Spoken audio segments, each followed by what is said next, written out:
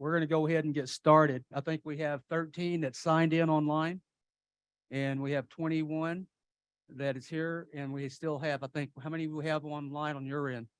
Our IT guy over there? How many? How many? 23. Anyway, there's still people signing in online. So we do have a quorum.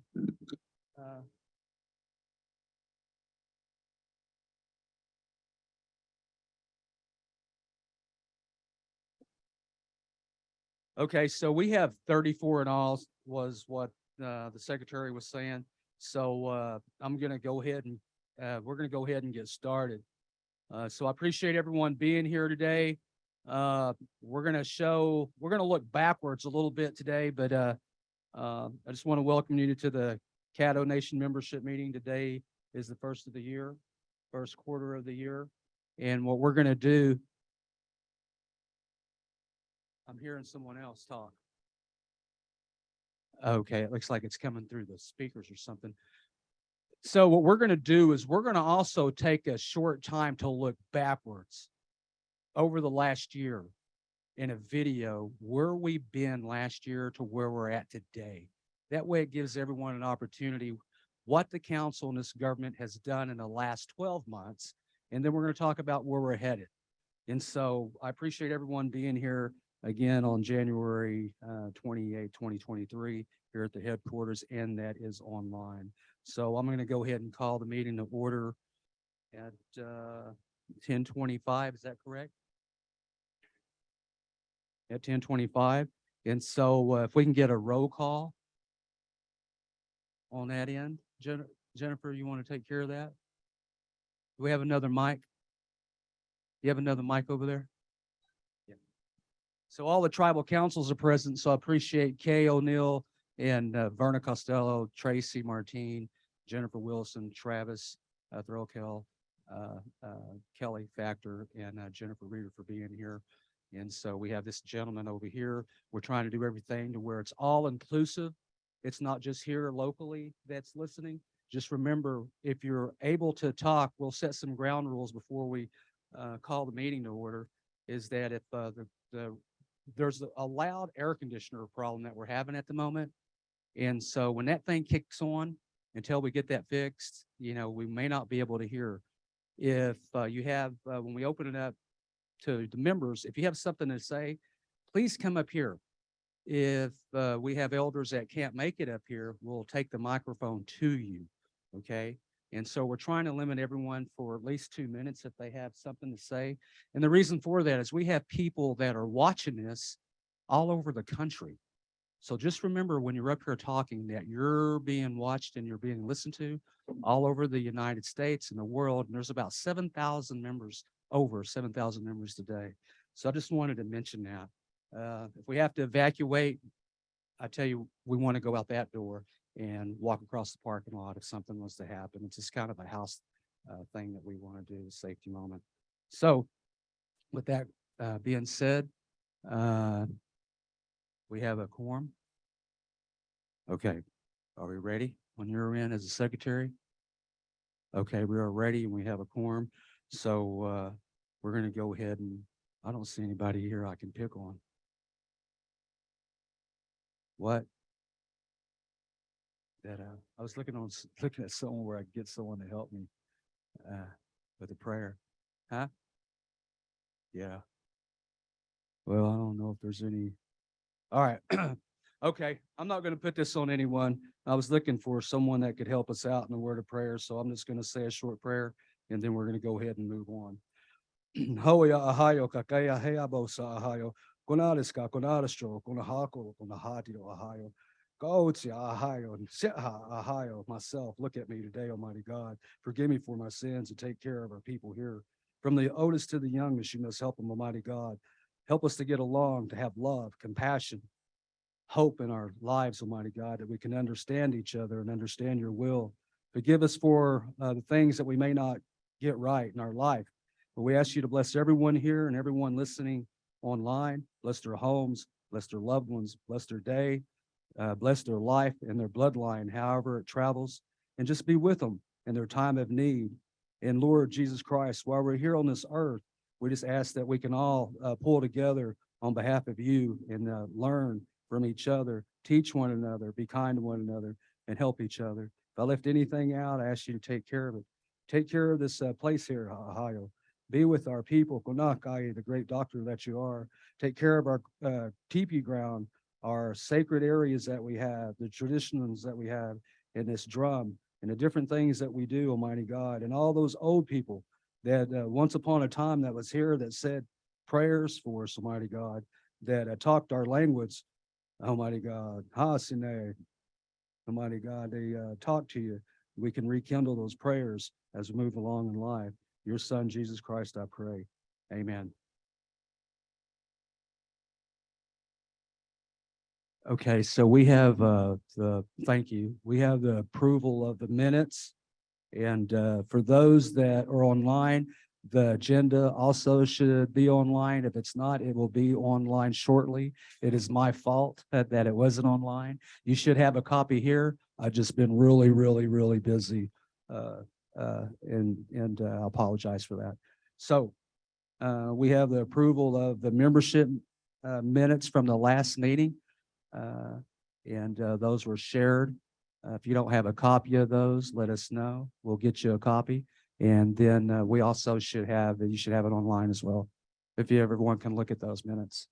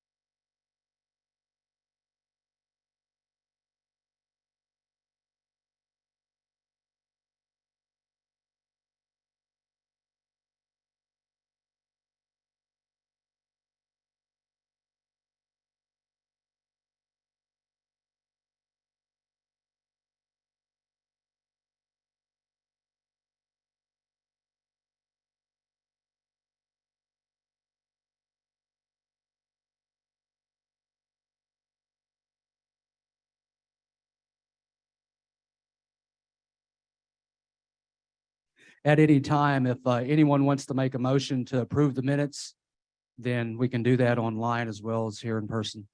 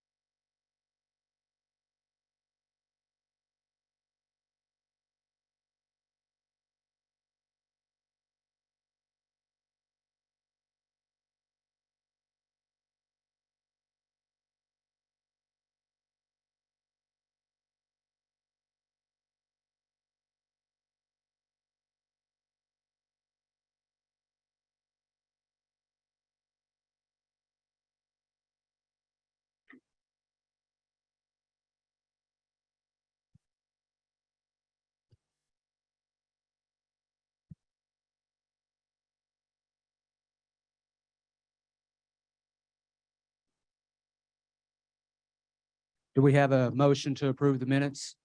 Any changes or corrections?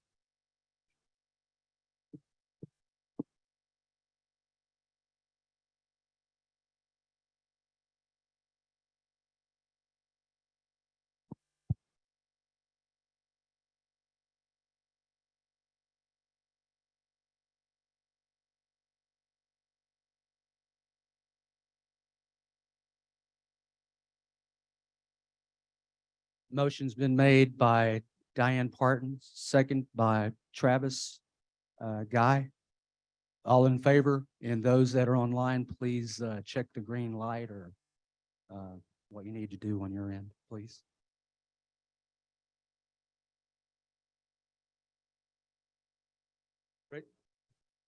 Just raise your hand for approval of the minutes. That way we can get a count here, because we're getting a count online as well.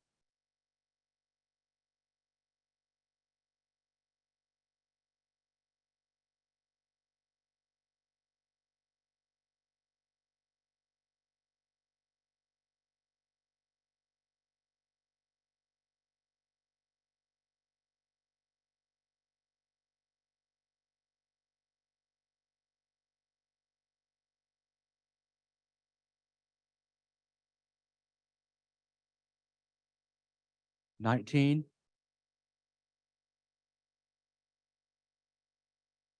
Okay, just hold on for a minute, okay, please.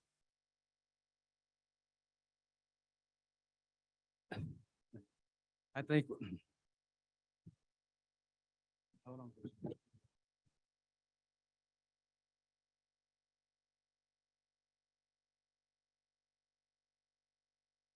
Since you mentioned that, we was just making it so that everybody's aware that there's an opportunity to build a new headquarters through the Department of Interior.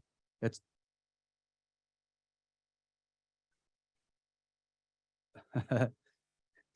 so I did that last time, but since you asked, I'm going to let you know the DOI has funding for Department of Interior has funding to build a new tribal headquarters, but we have to fill a lot of paperwork out. Those opportunities may come to reality in 2023, but you will know before anything if that's the case.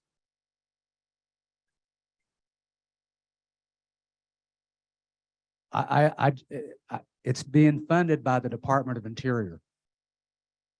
So until we get the information, we don't have it. I was just letting people know. So until then, that's not. Do you understand what I'm letting you know? The Department of Interior has funding for tribes to build new facilities. And so when I was in DC, they talked about that. And if we was to do that, you would be the first one to know. It was only on the agenda to allow people to know.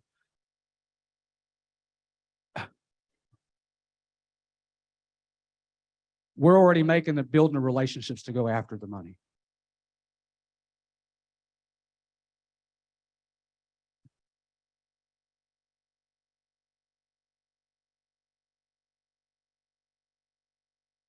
Yeah.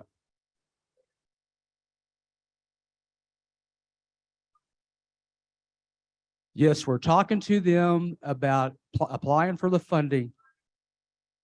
Yes, that's the case. And then we're looking at building it south of the complex here on top of the hill. That would be the ideal. Yeah. Yes, yes, yes, yes. Yep. We had 21 yeses. Okay. So we had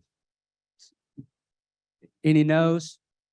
Anyone has any abstains, any no's on no? So we have one abstention. Okay, one abstention online. 2 abstain. 2 here and 1 online. Okay, so it's The passed. motion carries 21-02. I think everybody heard that, right? So the motion carried. Could you repeat that? Make sure you're speaking in that microphone. The motion carried 21 yeses, 0 nos, and 2 abstentions. All right. Thanks. Appreciate that. I know it's really difficult sometimes, but You're just gonna have to bear with me because I really talk fast. I don't mean to. It's just that the way my mind works is there's a lot going on here at the tribe at this moment, time and day. So, with that said, I just have some opening remarks. Again, I'm glad that each one of you are here. What we want to do is have we have the utmost respect for you being here.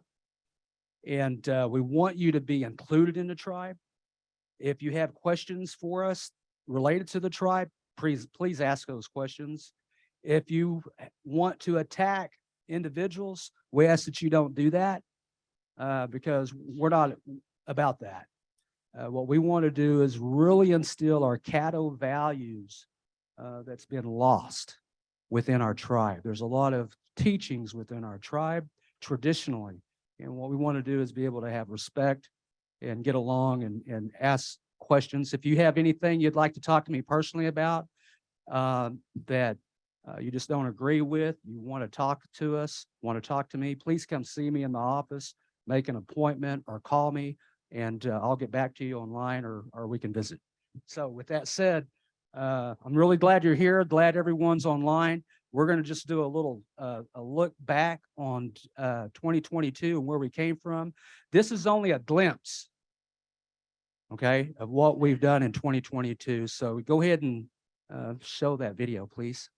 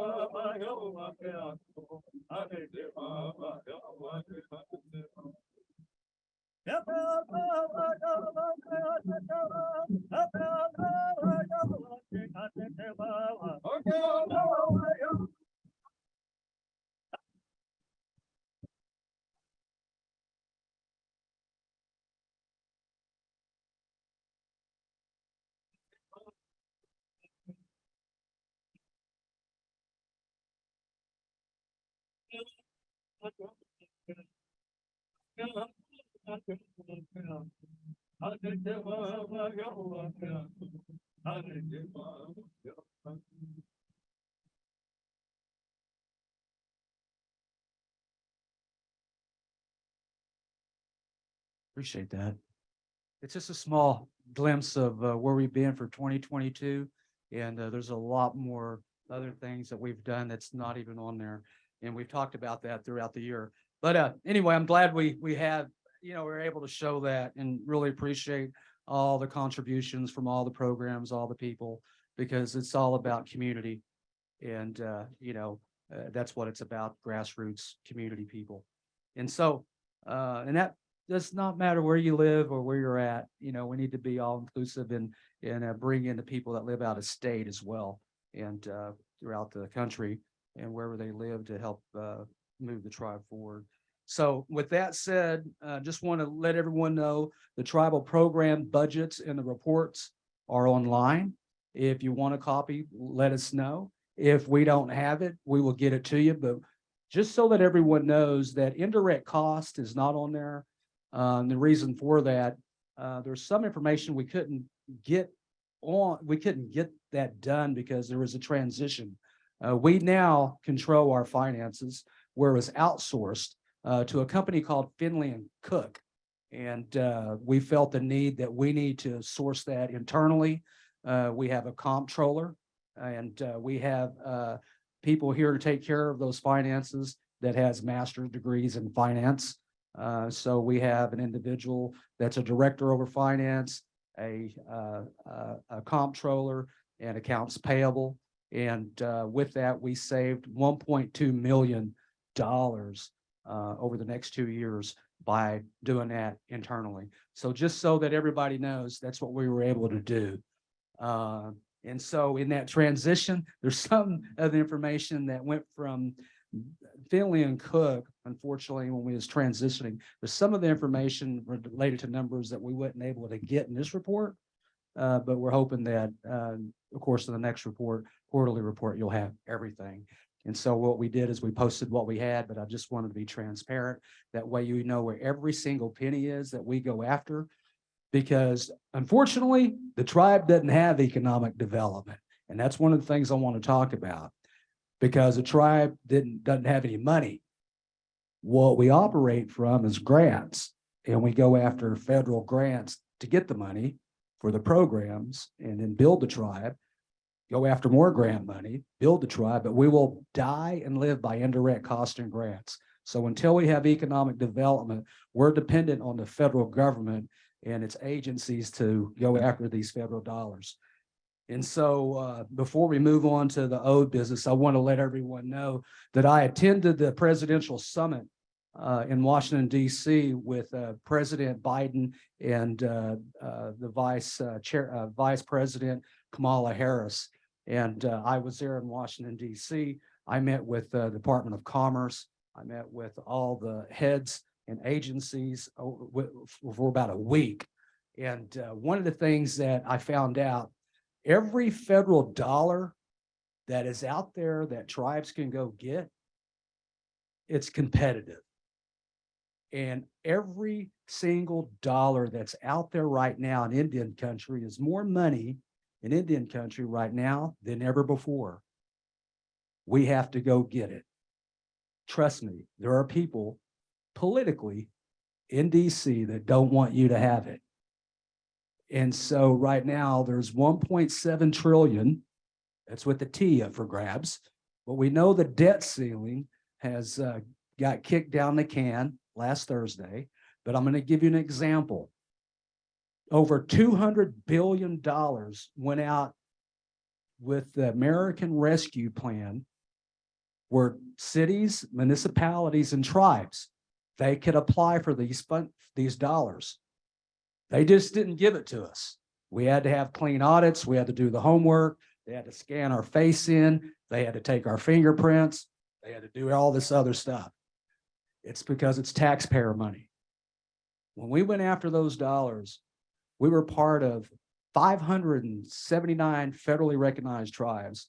Those tribes that went after those dollars, there was over $45 billion that went to Indian country, just like a city or a municipality, like the city of Norman, Oklahoma City. Any city could apply for the dollars, or a municipality. We applied for those dollars. Not one single, and I try to do my best to work in a bipartisan way with the Democrats and the Republicans related to the political world, because we have to go after these dollars. But just to let everyone know, the facts are the facts. There is not one single Republican that voted for the American Rescue Plan and the financial resources that we need related to the state and physical recovery funds related to this pandemic that we've been going through for any tribe in the country. Now remember that. Not one. The things have changed politically. So in Washington, D.C., they have a big push politically to take it from the tribes and to do what they can to block us from going after the money, unfortunately. Now, depending on who you talk to, things got kicked down the can with the debt ceiling. We're looking at June. If that doesn't get resolved politically in Washington, D.C., they will reach in and grab dollars from tribes and recapture money. And so just so that you understand that when we're dependent on the federal government, the government can take these dollars at any given time. If we don't use it, we lose it, period. And if we don't stay connected politically and what's going on and keep our eye on that, things can happen. So things are going to happen in June. And if the Republicans and Democrats in the House and the Senate and Congress doesn't figure out the debt ceiling, what they're going to do is if the government shuts down, it can impact us as a tribe. That means that Social Security checks that you get, anything that you get from the government, healthcare, all that stuff, the BIA shuts down, the National Park Service shuts down. And if we don't do what we need to do, since 99.9% of all our money is federal, that can impact that.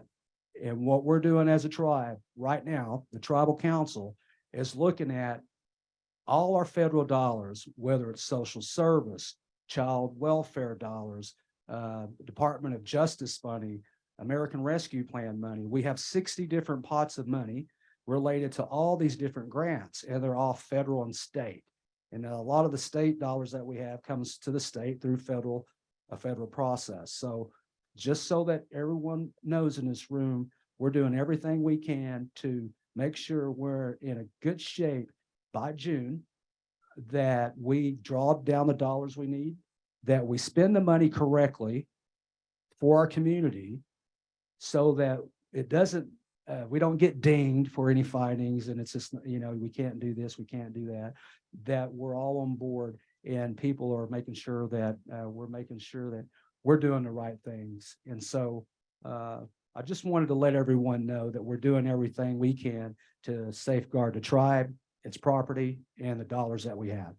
So With that said, economic development, for those of you that don't know, one of the things that we're looking at for economic development is working with 3M.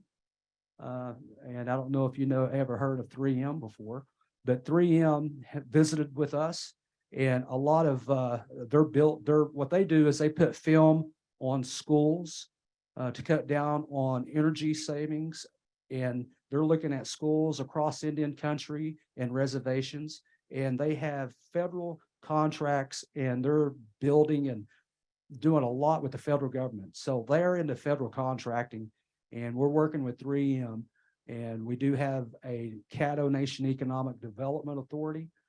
We do have a board. Those members are made up of federal lawyers, a host of tribal, those are Caddo members, as well as business people. And some of them have been very, very successful. Yes. Caddo Nation Economic Development Authority.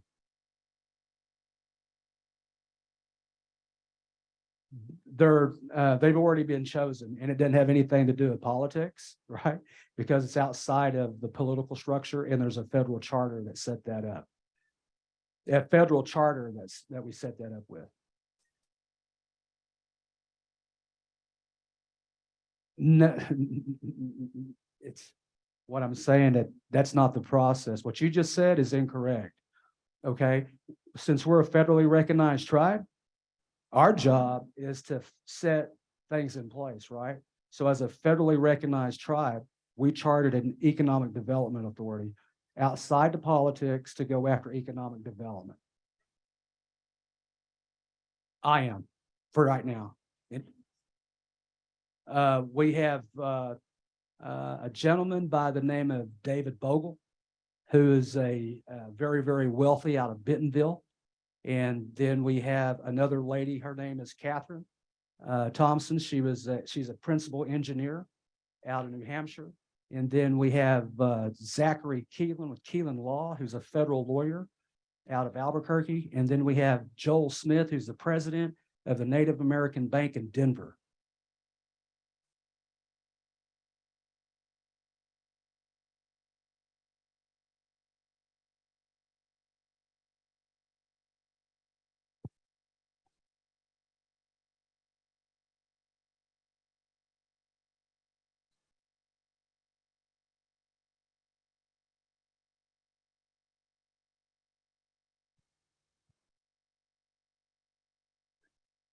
Well, I'm glad you said that, because that's what I'm doing right now, because they haven't even got started.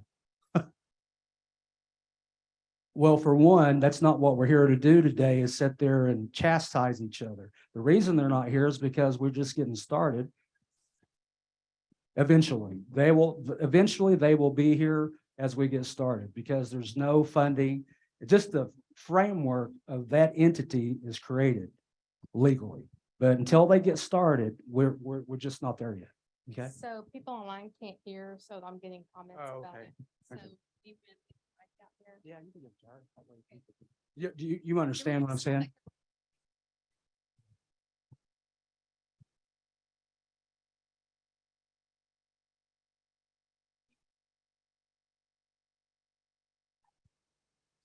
Well, hold on for a minute. Here, Travis.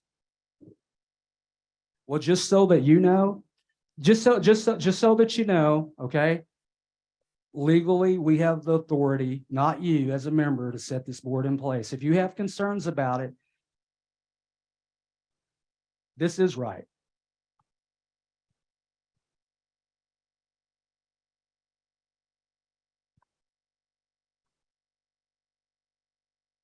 And all I'm saying is, I believe that you guys are doing a great job. And I believe that creating a separate entity to take care of our economic development and to oversee the economic engine is exactly what we should be doing. It is exactly what all the other tribes are doing, and it is exactly what should be happening.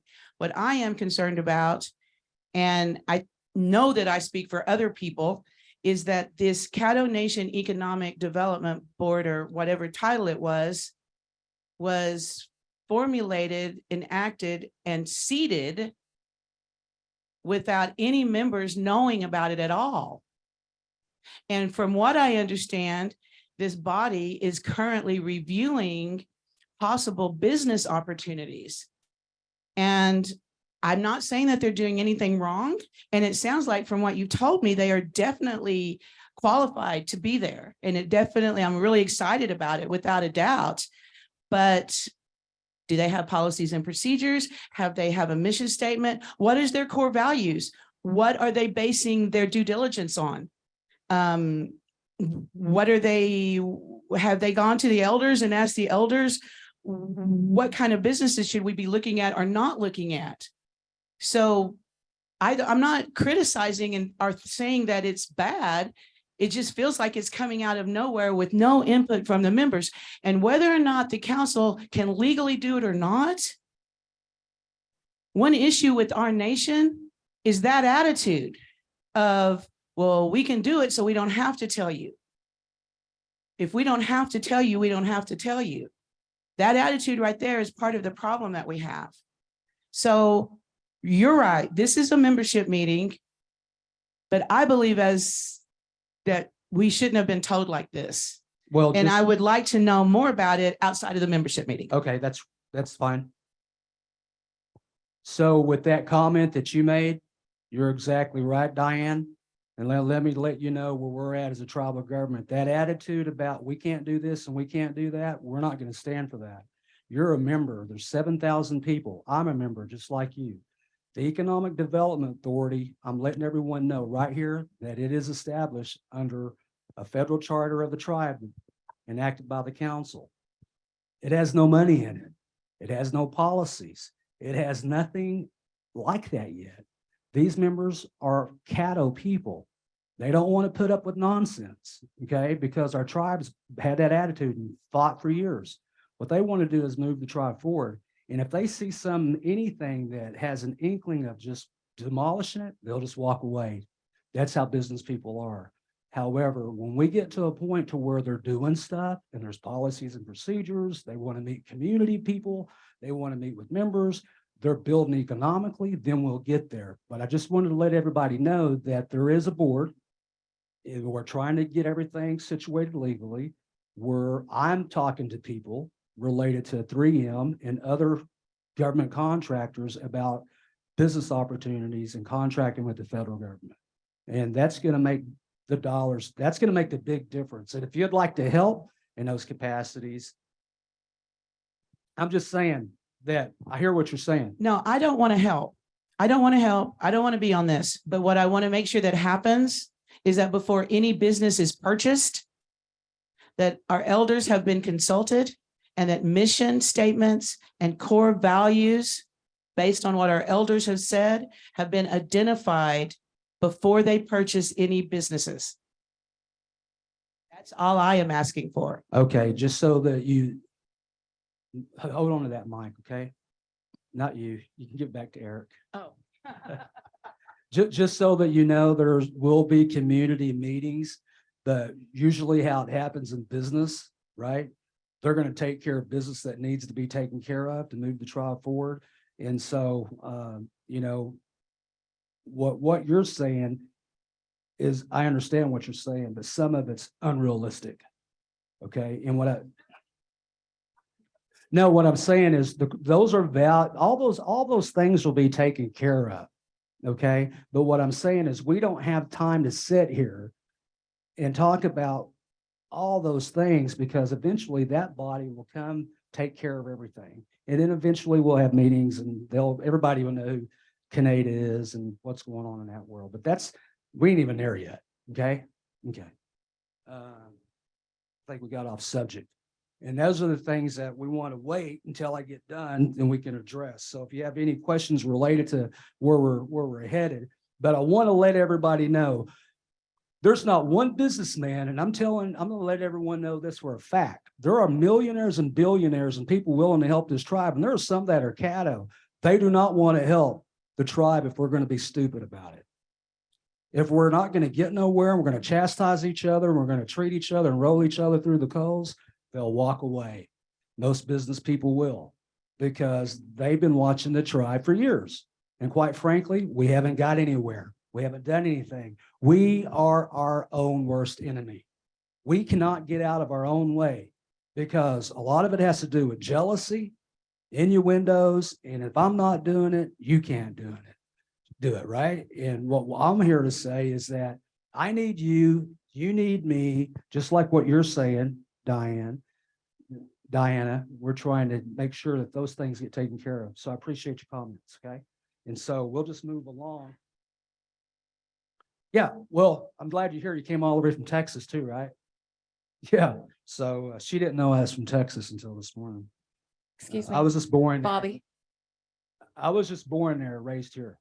Bobby. Yes. I just wanted to add too, in support of Bobby, is that the entire council is really supportive about putting together an economic development group because we just feel like that's so vital. I mean, this is really important to us as the council, as your new elected council, that economic development is extremely at the top priority of our list because, you know, you see all these other tribes everywhere with all these ventures going on and they're bringing revenue into their tribe and they're able to do more with this money that they're pulling in and they're not dependent on grants like we have been in the past. And what happens when, you know, those grants end, just like he was saying earlier, that money's gone, the program's gone, we can't help as much. But if we establish these economic development programs, pulling money in for the tribe, there's so much more that we could do. And he's going over this. This is new. This is him letting you guys know. This is us letting the membership know.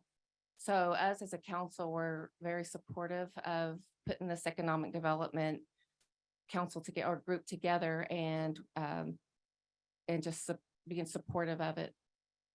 But we don't take it lightly. This is something the whole council came together as a group.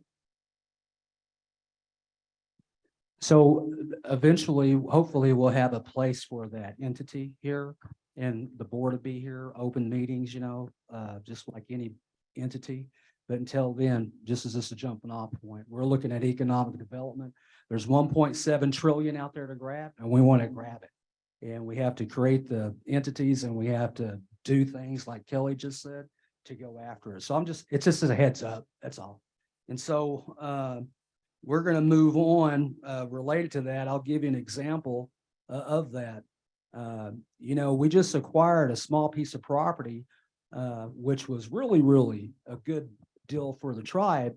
It was valued at 120,000. We used federal money of 75,000 to buy it. It's only 5 acres. It's an industrial tract. It has water, it has rail, it has sewer, and it's 5.5 acres. Why do we want that? Why would you want that? For one, it's in a hub zone and it's in Anadarko, Oklahoma, next to the Delaware Nation, where they actually have an industrial park as well. Now, I met with the chairman of the Delaware Nation and I met with the owners of the land next to it. The tribal council voted to purchase the property. The reason for that, 75,000 is a drop in the bucket. That's like spending 75 cents, but still it's money. And we looked at every dollar that we had legally to go after it. And so we had some federal funds that we could acquire that industrial tract with. But get this, the US government has $7 million that any one tribe can go after if they had an industrial park and a rail. And it's called rail transportation. Now, why would we need that? So we acquire the land to go after the 7 million. We get the 7 million, we're able to create an economic venue, bring something into the port or ship something out, right? But we had to have the land. So that kind of gives you an example. The child care center we're building on I-40, it was 1.5 million grant dollars paid for it. But we captured $7 million from the Administration of Family and Children's Services, which child care was going to lose that money. If we wouldn't have purchased the land, we would have lost 7 million. Instead, we were able to capture it, and we're going to break ground this summer. That's going to employ about 34 people, 34 teachers, I believe, 37 teachers, and help the community. But that's all funded through the Administration of Family and Children's Services. Not one dime of the tribe's money. It's all grant money. But we also captured 80 acres and a lake that has fish in it, all the roads, and a very nice cabin, which hopefully that might be an Airbnb. We don't know that because we haven't created a master plan. But eventually we're going to have an open house where all the members can go out there and see that facility. Until then, right now, it's under lock and key, just until we can come up with a plan. But we plan on having an open house. The other thing that we're looking at is we're looking at land up and down our jurisdictional area and I-40 as well. And our facility we're going to build there in Hinton, Oklahoma on I-40, the child care facility is on I-40. And there's other property for sale there as well. There are other tribes, not just us, the Cheyenne Arapaho, the Wichita and affiliated tribes, and the Delaware Nation. There's a big push to build on I-40 because of the economic opportunities and the traffic that is on I-40. So we're looking at federal dollars to acquire more land in the area, just like the other tribes.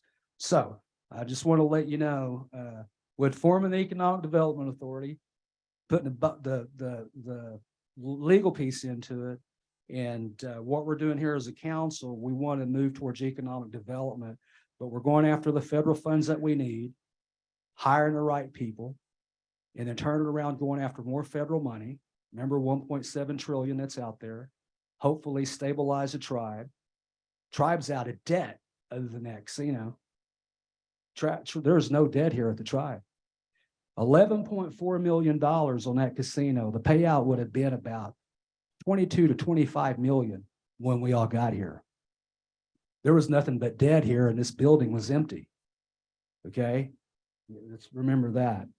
And there was only around 28 to 34 employees. Today, there's over 75, with 1/3 of them being Caddo and 2/3 being descendants. We've grew our land base.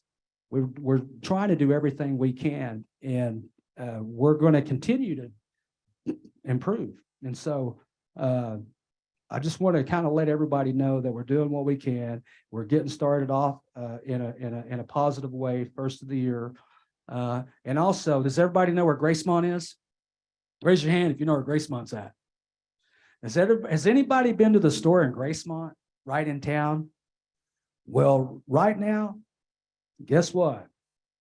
We went after some federal dollars and tribe, we bought that store in Gracemont. Why did we buy it? Because we're going to invest in it for economic development. It has a restaurant there. The kids go to school there. We have Caddo Half Moon Circle there.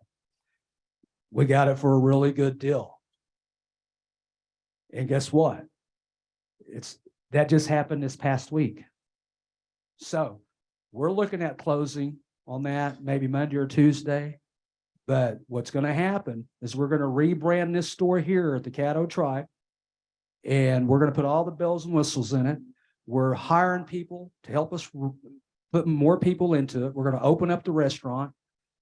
And we're going to rebrand the one in Gracemont. So we'll have 2 stores.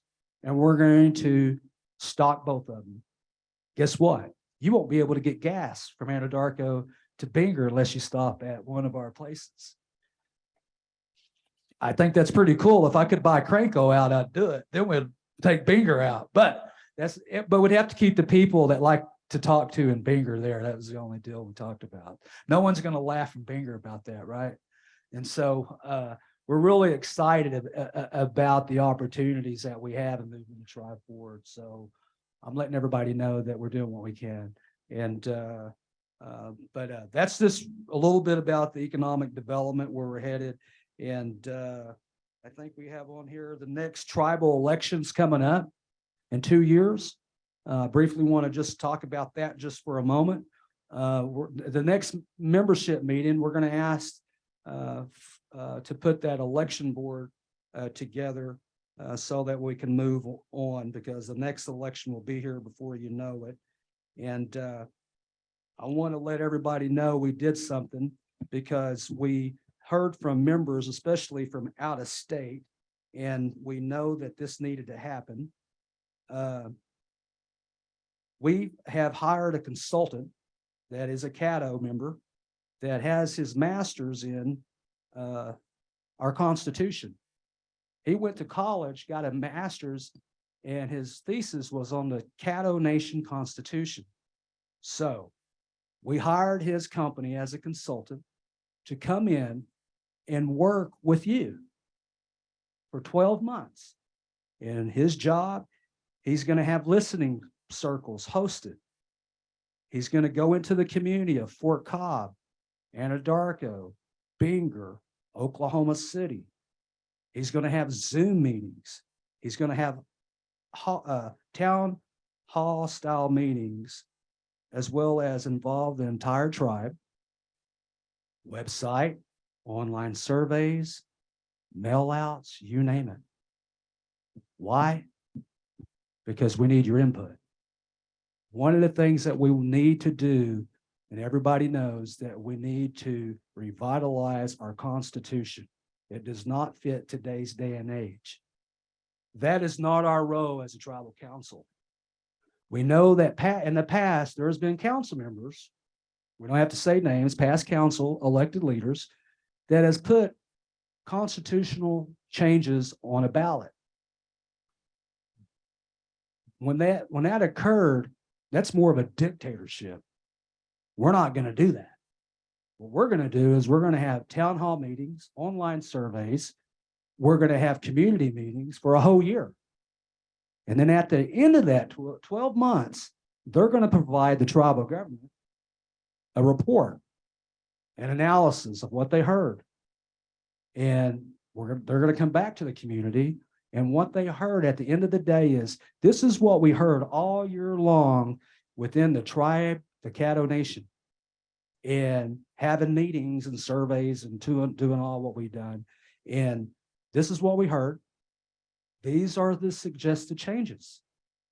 And then eventually it's going to come to the council. The council's going to look at that and what they're going to do and what we're going to do. And I'm going to advocate with the council. The hope is to put that on the ballot during the next election. That is the hope. It's the same way with having a hearing board. We don't have one. Why is that? We had this last election, we had to get back on course. Well, no one ran. We need people to run. The council and myself, just so that you know, we can elect a hearing board. I can select them. I can swear them in. I'm not going to do that. The council's not going to do that. The reason for that is that's a dictatorship. Why is it that 8 people, including me, can set people on a hearing board? If I was if that's the case, I would just set the hearing board, the people that I liked, that would go along with me and keep me in. I'm not like that. Neither is this council. This is about transparency. This is what you wanted. What you wanted is constitutional reform. We want to add people out of state. If that's the case, let's hear from the people. And the council as well is not going to put a hearing board in place, because we're going to look at that in our Constitution over the next 12 months to get it all wrapped up, including that piece, so that when it's on the electoral ballot, you as members can vote. Because it's not fair to anyone in this room if myself and this council selects a hearing board member, not one. And I'm not going to do that.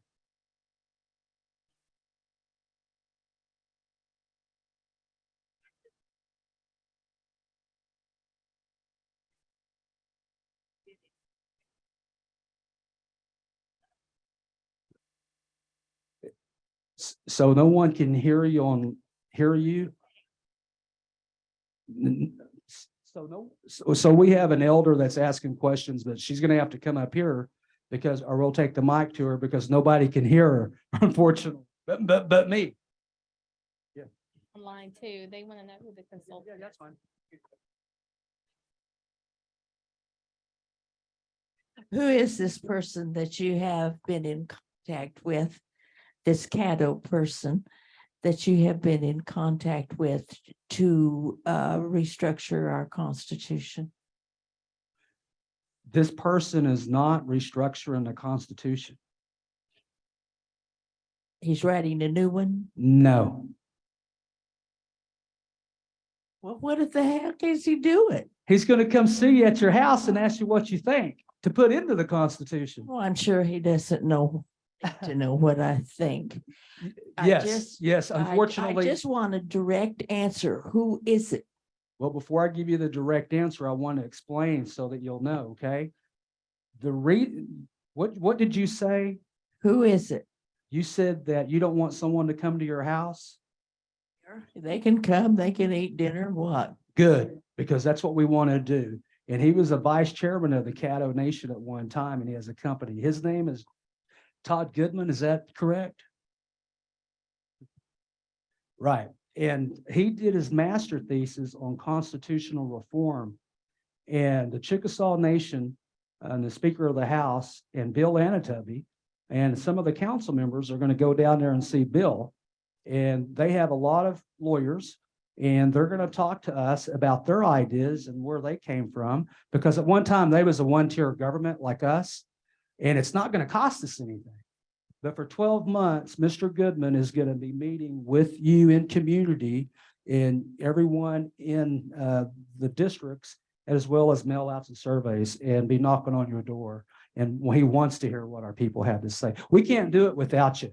We can't have constitutional change without you and your input personally. So that's what we're going to do. And hopefully in 12 months, we can get to a point to where we can actually have something that everybody's comfortable with that's solid. Okay.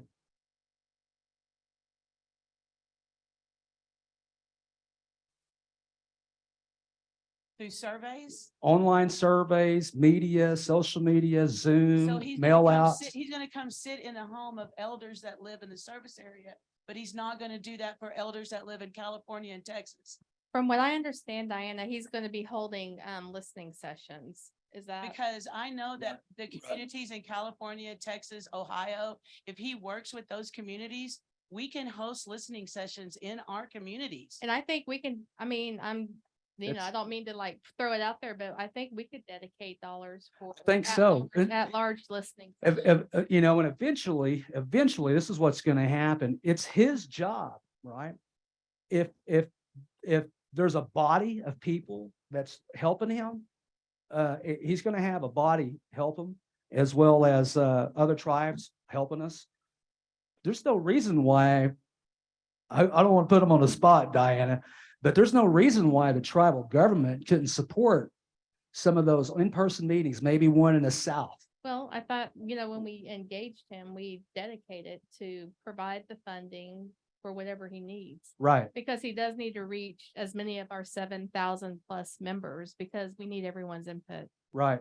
And so, the idea, and this is, I don't want to speak for him, but the idea could be that there's one in Texas. There's a meeting in California. There's a meeting up north and maybe in the East Coast.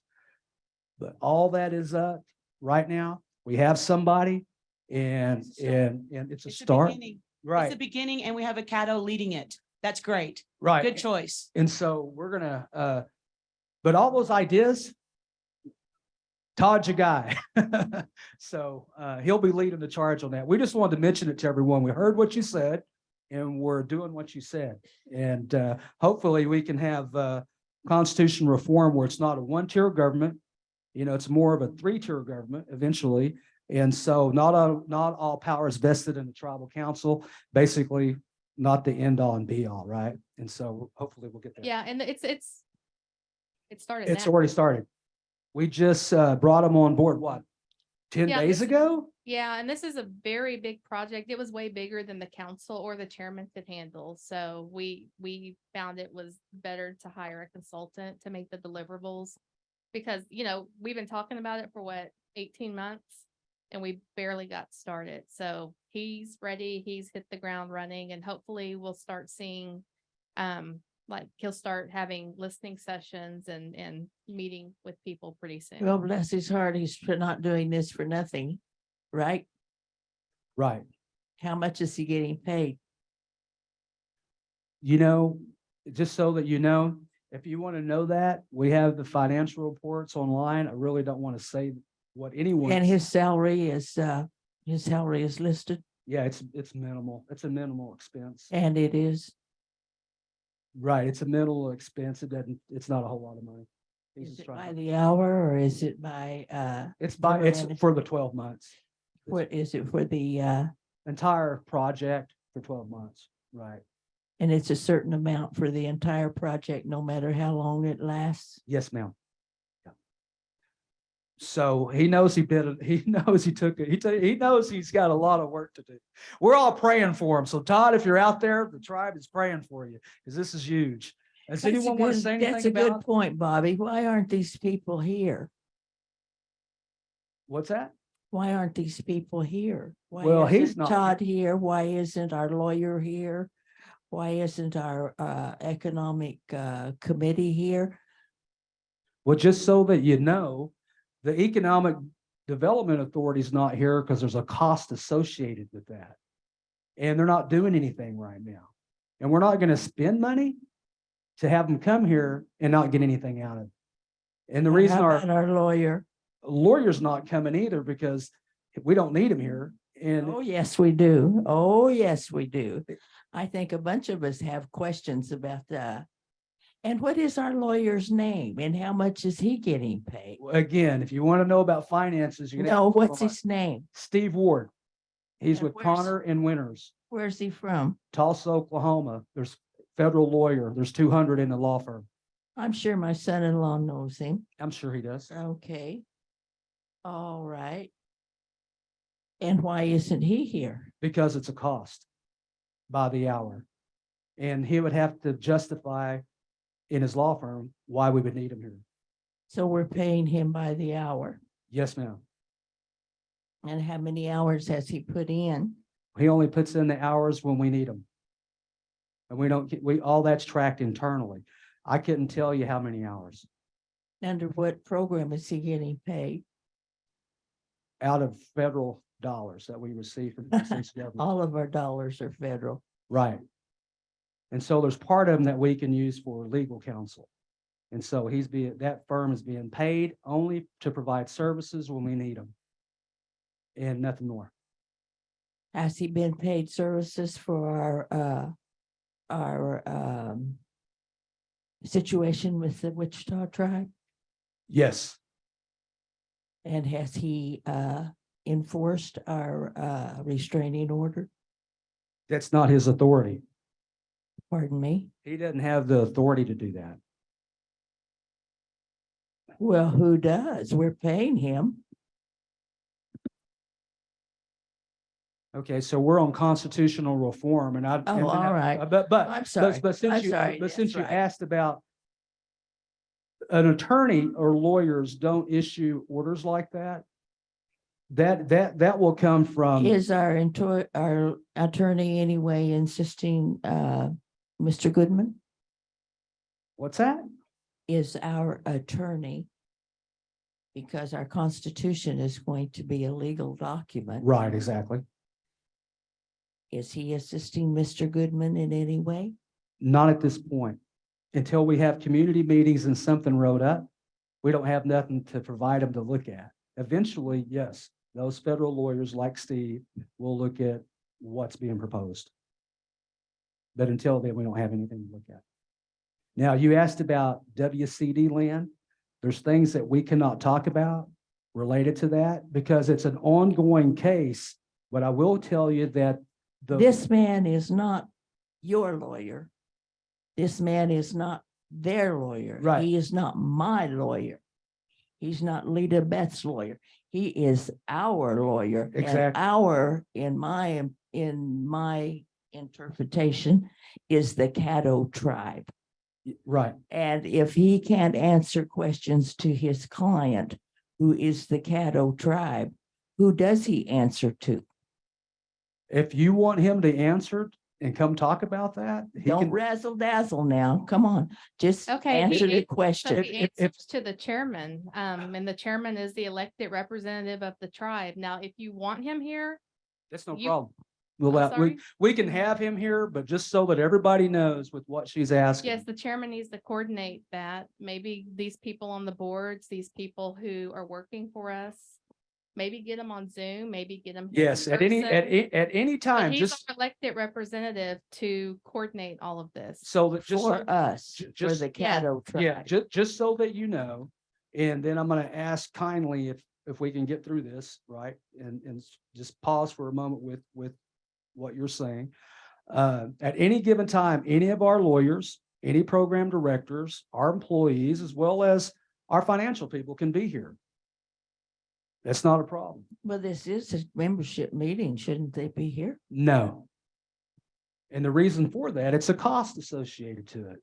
Why would we want to spend money to have them here to answer things that they don't even know what? We pay our tribal employees to come here. Only, yes, when we need to, it's not a problem. But what I'm saying is, at any given time, our employees, our directors, our legal counsel can be here. That's not a problem. But for today, we're here to have a membership meeting and to hear what your thoughts are. So when you have legal questions about land, I'm going to let you know, that way you'll know.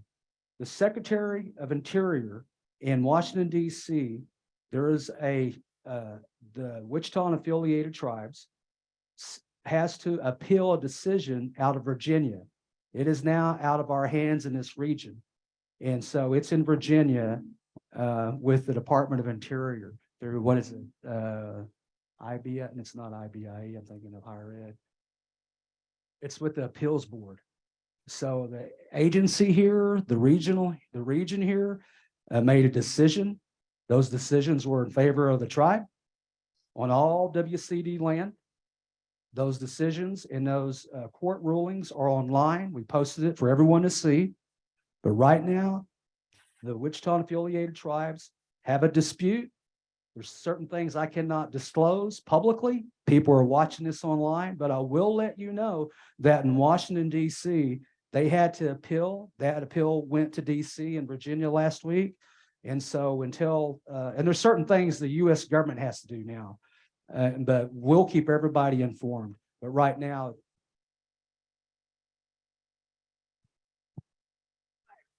Through my.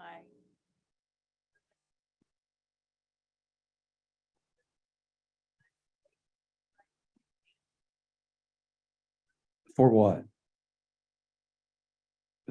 What I'm saying is that it's out of your hands. It's out of it. Hold on just hold on for a second. Okay. You asked me a question and I'm going to answer. Well, I'm trying to, but you keep interrupting me. And so this is the way I was raised. Respect is given to those that respect each other. So out of respect for you, this is what I'm going to let you know.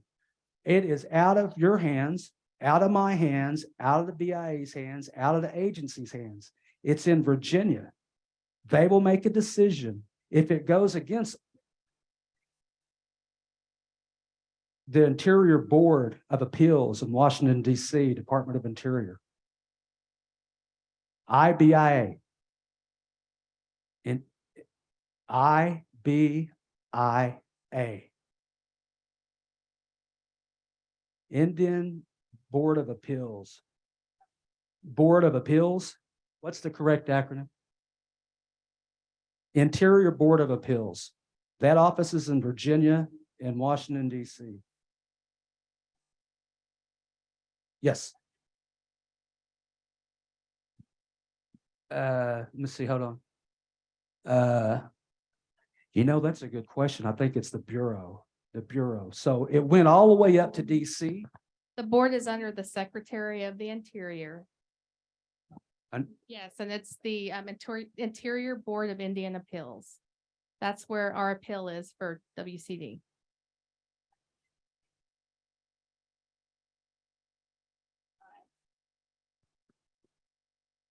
We can't get any answers right now because it's pending. Yeah. It's being reviewed. Yeah, you can.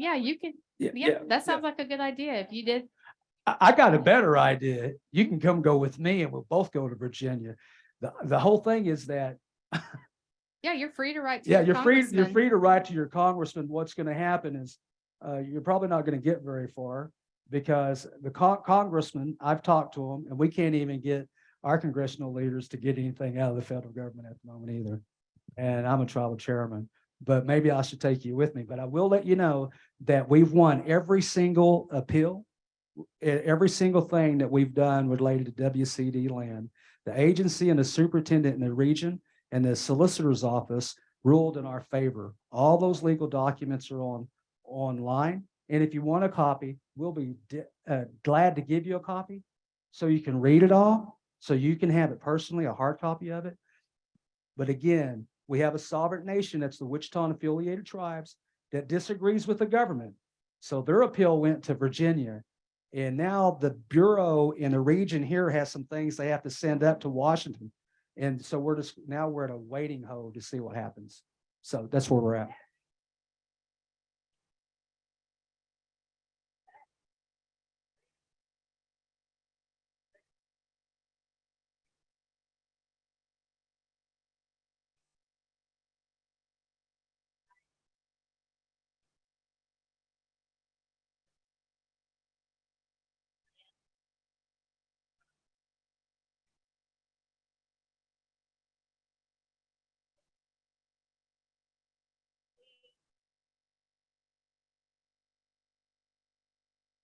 Over 98 pages. So just so that everybody online, we have an elder asking if I've read all these resolutions and these things about WCD lands. Just so that you know, I went to Lenexus, Kansas through the archives with case docket 226, and every federal register, every resolution, the minutes, everything, and all the history is a 98-page legal brief that we have internally now with everything you're talking about in one hand. That was one of the things, how we won our appeals and won here locally, because we did the homework. So the question is yes. Yes. Well, there's a whole lot of different things that happen, but there's more than just one resolution. So basically you have 98 pages of federal documents. BIA, agency, tribal side, you name it. The congressional record is there that tells the whole story. Right.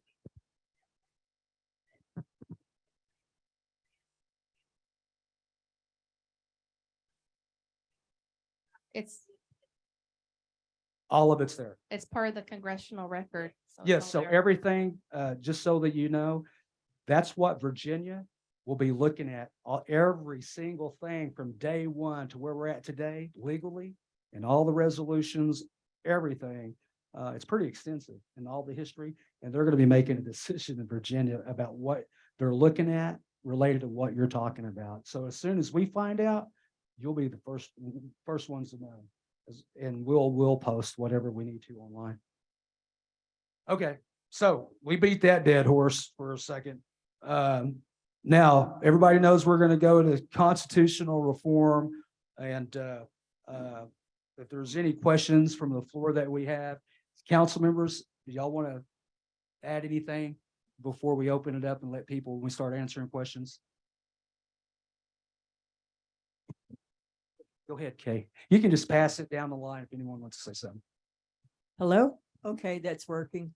I just wanted to hit on the census for a moment. I have set, I am on the enrollment board, and we talked about having a census because we had spoken about wanting to have a newsletter, more stuff sent out through the United States Postal Service. And I said that we would get on that. Well, we did, and we have made a census available there. Please take it, take one for your family. Fill it out, bring it back, because we need to update all of our records. And on that, there is also permission for us to send you newsletters, any correspondence, election material, and anything coming from the Caddo Nation. And we do need your permission to be able to do that and respect your privacy. I shouldn't even have to say that, but none of your information will go anywhere but into our files and to update them. And anyway, I just wanted to encourage you and thank you for being a part of that. And also we have 7,068 Caddo members at this moment. Thank you. So with what Kay just said, that's very, very important that you update your files. Let me give you an example why. Just before the holidays, last year in 2022, we helped household families with household assistance dollars. And it was $1,200 per household. You had to fill all this stuff out. It's not our rules. It's the government rules of the United States government. We needed information. We had 2,000 families that did that. That was in 2022. We only have that information, and we use that information to ship out almost $1 million just before the holiday for utilities and weatherization.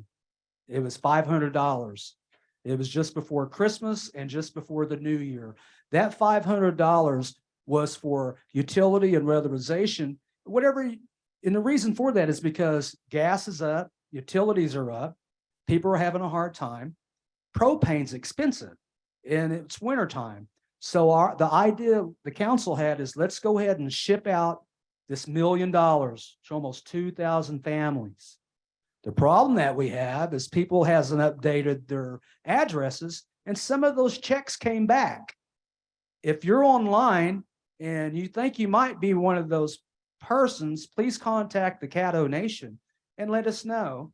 And as well as, I think we might have 50 members now. That's probably, head of households. We have a list of probably about 50 families that can still need that help. And there'll be some forms that they need to fill out, and we're going to get them the help that they need. But one of the things that Kay was saying is please update your files, because one of the things that we have to have is those updated files, or we run into a jam on our end. No one knew we was going to do that, but we seen the need and we found the dollars and the legal means to make it happen.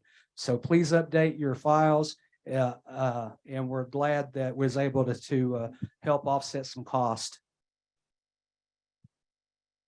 And so we're going to go ahead. We have a tribal member that's coming up, and she's going to speak on the mic because everyone can hear us online. And then we're going to go around the room, and there's people that's online. If you have a question, we're going to take some questions. I have a question. My name is Arnita Peabody, and once that they get this paper filled out, could they still get the $500? Or is that just, it's gone now? Can you repeat that question? Okay. Once that these people get, I have relatives, and so they didn't get that money. Once they fill this paper out, will they be eligible to receive that money, or is that money gone now? Yes. The money that we got before Christmas. So are you talking about the ARPA money, the $500? So Yes. the people who wasn't on the list before, are you asking, can they fill out an application now and get $500? Correct. Okay, so if I think it everyone, depends on how much money is. what it's going to depend on is the United States government says that this is the guidelines. And as long as they fit those guidelines, not our guidelines, the US government's guidelines, they'll get the help that they need. But we're going to create a process, because for those individuals that didn't get it, or because what we want to do is at least help at least 2,000 families. We knew we may have 30 or 40, maybe 50 people that's out there that didn't get it, and then we'd just readjust. If we waited, no one would ever got the help before the holidays. Okay. Okay, so we're going to create a process. We're going to put it online this time so that everyone will know, and then they can fill out the application. Now, with that said, it's head of household, and we have a huge problem in Indian country. And I brought this up when I was in Washington, D.C., is that when you're saying that we can only help a head of household with this specific dollar, with this specific rule, this law, I've got 10 Caddo families living in one house. I've got more than one family living in one house. There might be 3 houses or 4 houses on an allotment. Well, guess what? They're using the same address. Kind of makes you scratch your head. Or they're hooked up to the same meter. So, or you got 10 families or 8 families living under one roof. I'll give an example, not to say names. We had a lady say, hey, I filled out this head of household. I've got my check. However, I've got some other relatives, and my sister lives in this house, and she wondered why she didn't get this assistance of $500 for weather and utilities. Well, her son lives there. He happens to be a Caddo. He filled out that he was head of household, so the check went to him. But you have more than one family, again, living under the same roof. And so when I was in DC, I asked, how do we, all the tribes in Indian country and reservations are faced with that because it's a generational thing. We have more than one family living in one house. But right now, the way that the government has its US government, it's we can help household families. I have a Okay. question too. Yes. I've been getting these comments too. So there's a lot of people who truly believe they should have received the check. If they haven't received the check, first of all, did we have a lot come back? Like, are we notifying people that their check was returned? Like, how are we doing Yes. that? Yes. Patty Lemus Mhm. in our enrollment is double checking things. We had checks come back of people that we didn't know where they were at. And so those checks were returned. Those checks are being mailed back out. We have probably around 50 tribal members that believe they would fit the criteria of head of household. We're going to come up with a system. They'll have to apply for it, but we'll get it to them. It's just a process. We just have to have the legal documents in our end. So we're still developing, so there's a process that's going to be developed for people who believe they qualify. They may be able to fill out an application to get this money, or well, like what can they do? The ones who are saying, I never got this check, I should have got it. What can they do? Well, what they can do is call the Caddo Nation and talk to Patty Lemus. Give her your contact name, your number, a good contact name, good contact number, name and address. Make sure we have it, because you could have been in a system. You might have been one of the persons that had the check return, or it could have been just by default. The other thing is we're going to create a system for those that feel like they, qualify. Because remember, we had all the other qualifications in our system. We had over 2,000 families in our system already. So what we're going to do after this membership meeting next week is we're going to come up with a process and an online, probably like a JOT form. They'll have to fill out a form and provide information. And if they qualify through the government process, then they'll get the help that they need. Was this check based on people who filled out applications? Was it in 2021? 2022. 2022. So if you filled out the application in 2022 and you got that check, You got the 1,200. you got the You 1,200. automatically got the You 5. automatically got the 500. And if you didn't get the 5, there was a hitch somewhere. And so we have about 20 like that and 50 that we know that we can actually help right now. And we're going to help them. Okay. Is that? Will this be published online or anything? Yes, yes. The process So will the be people online. who believe they should, or they qualify. Right. It is they'll say be if you able- believe that Okay. you qualify for this assistance and you didn't receive the assistance, please inform us and fill this paperwork out. It's going to be all online. Okay. I appreciate it. Yeah.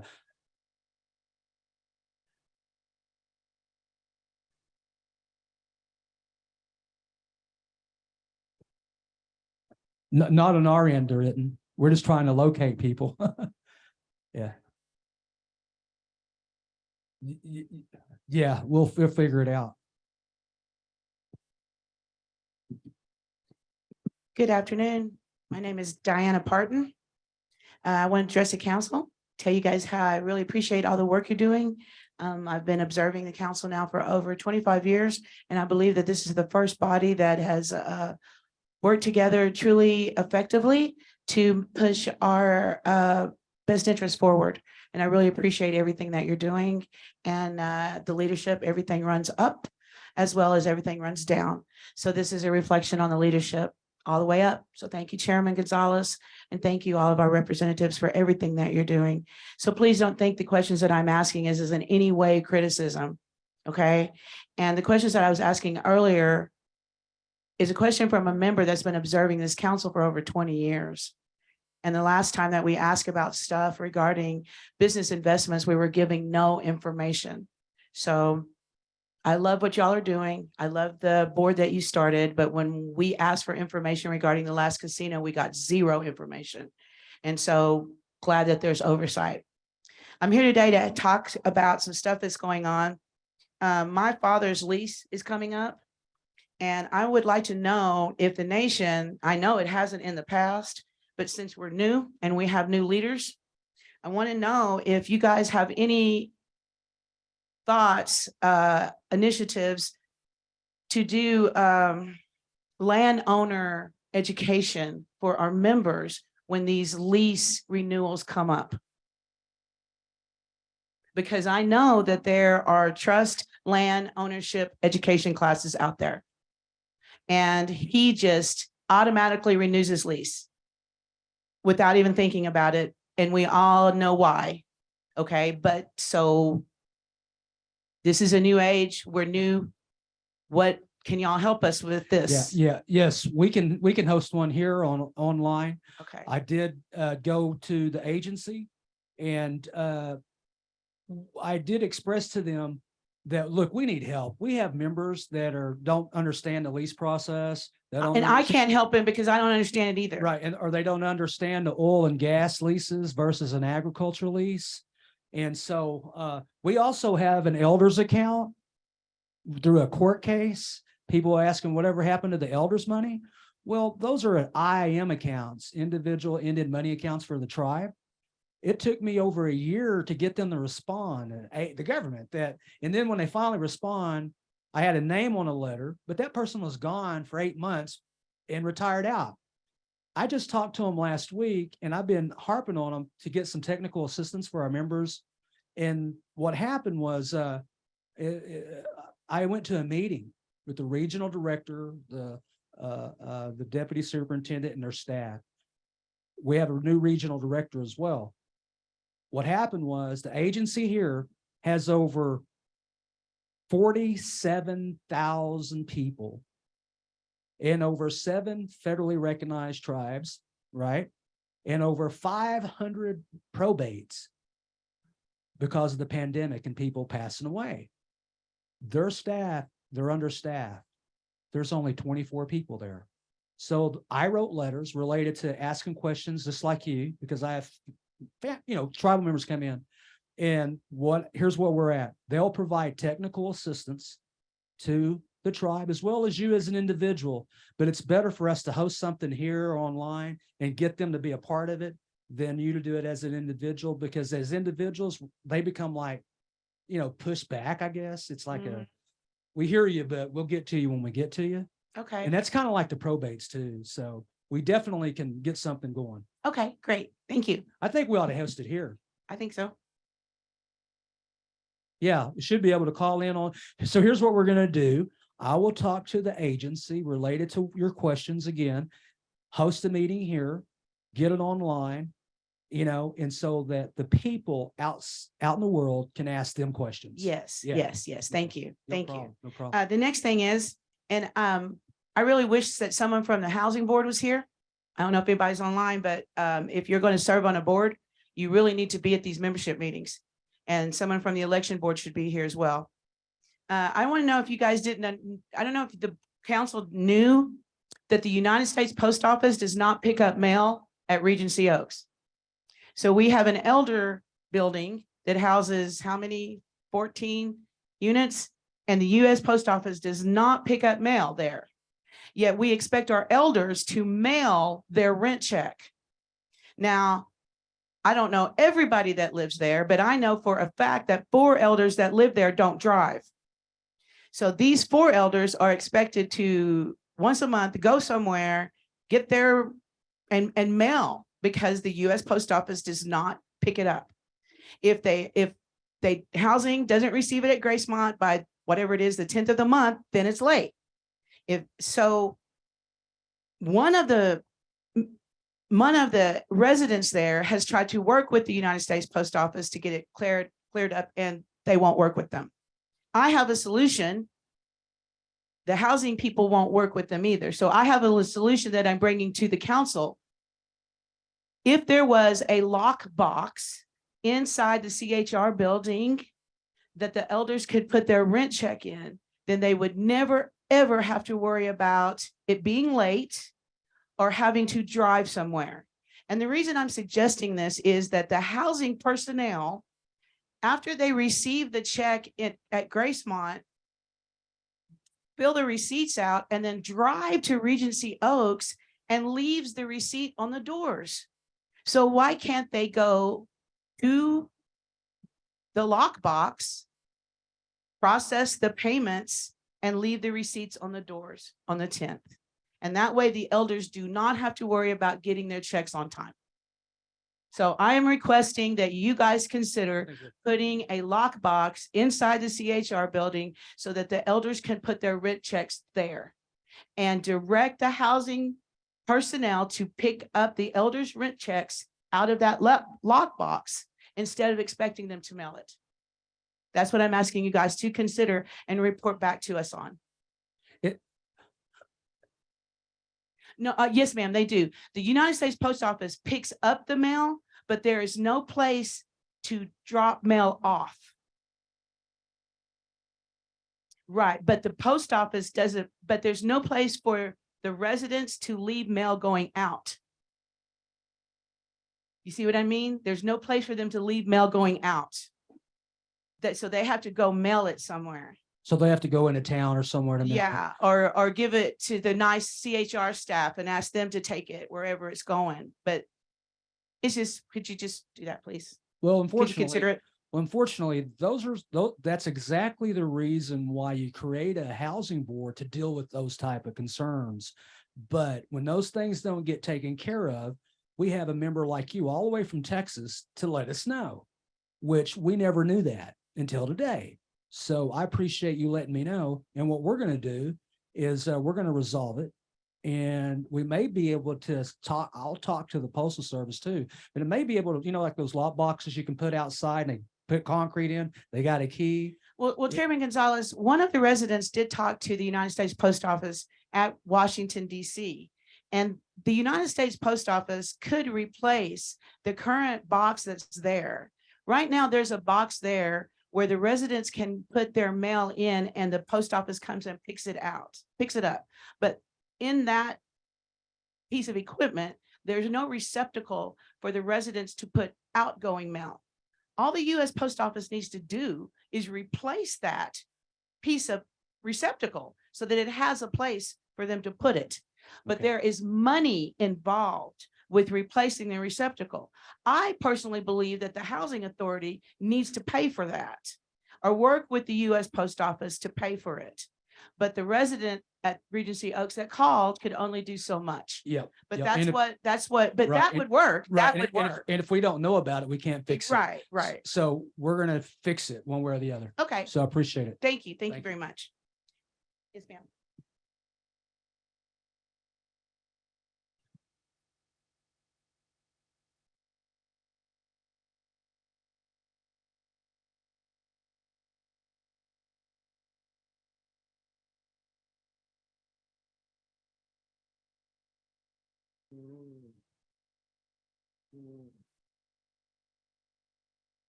Yeah, so if you put a lockbox there, then they can put it in anytime.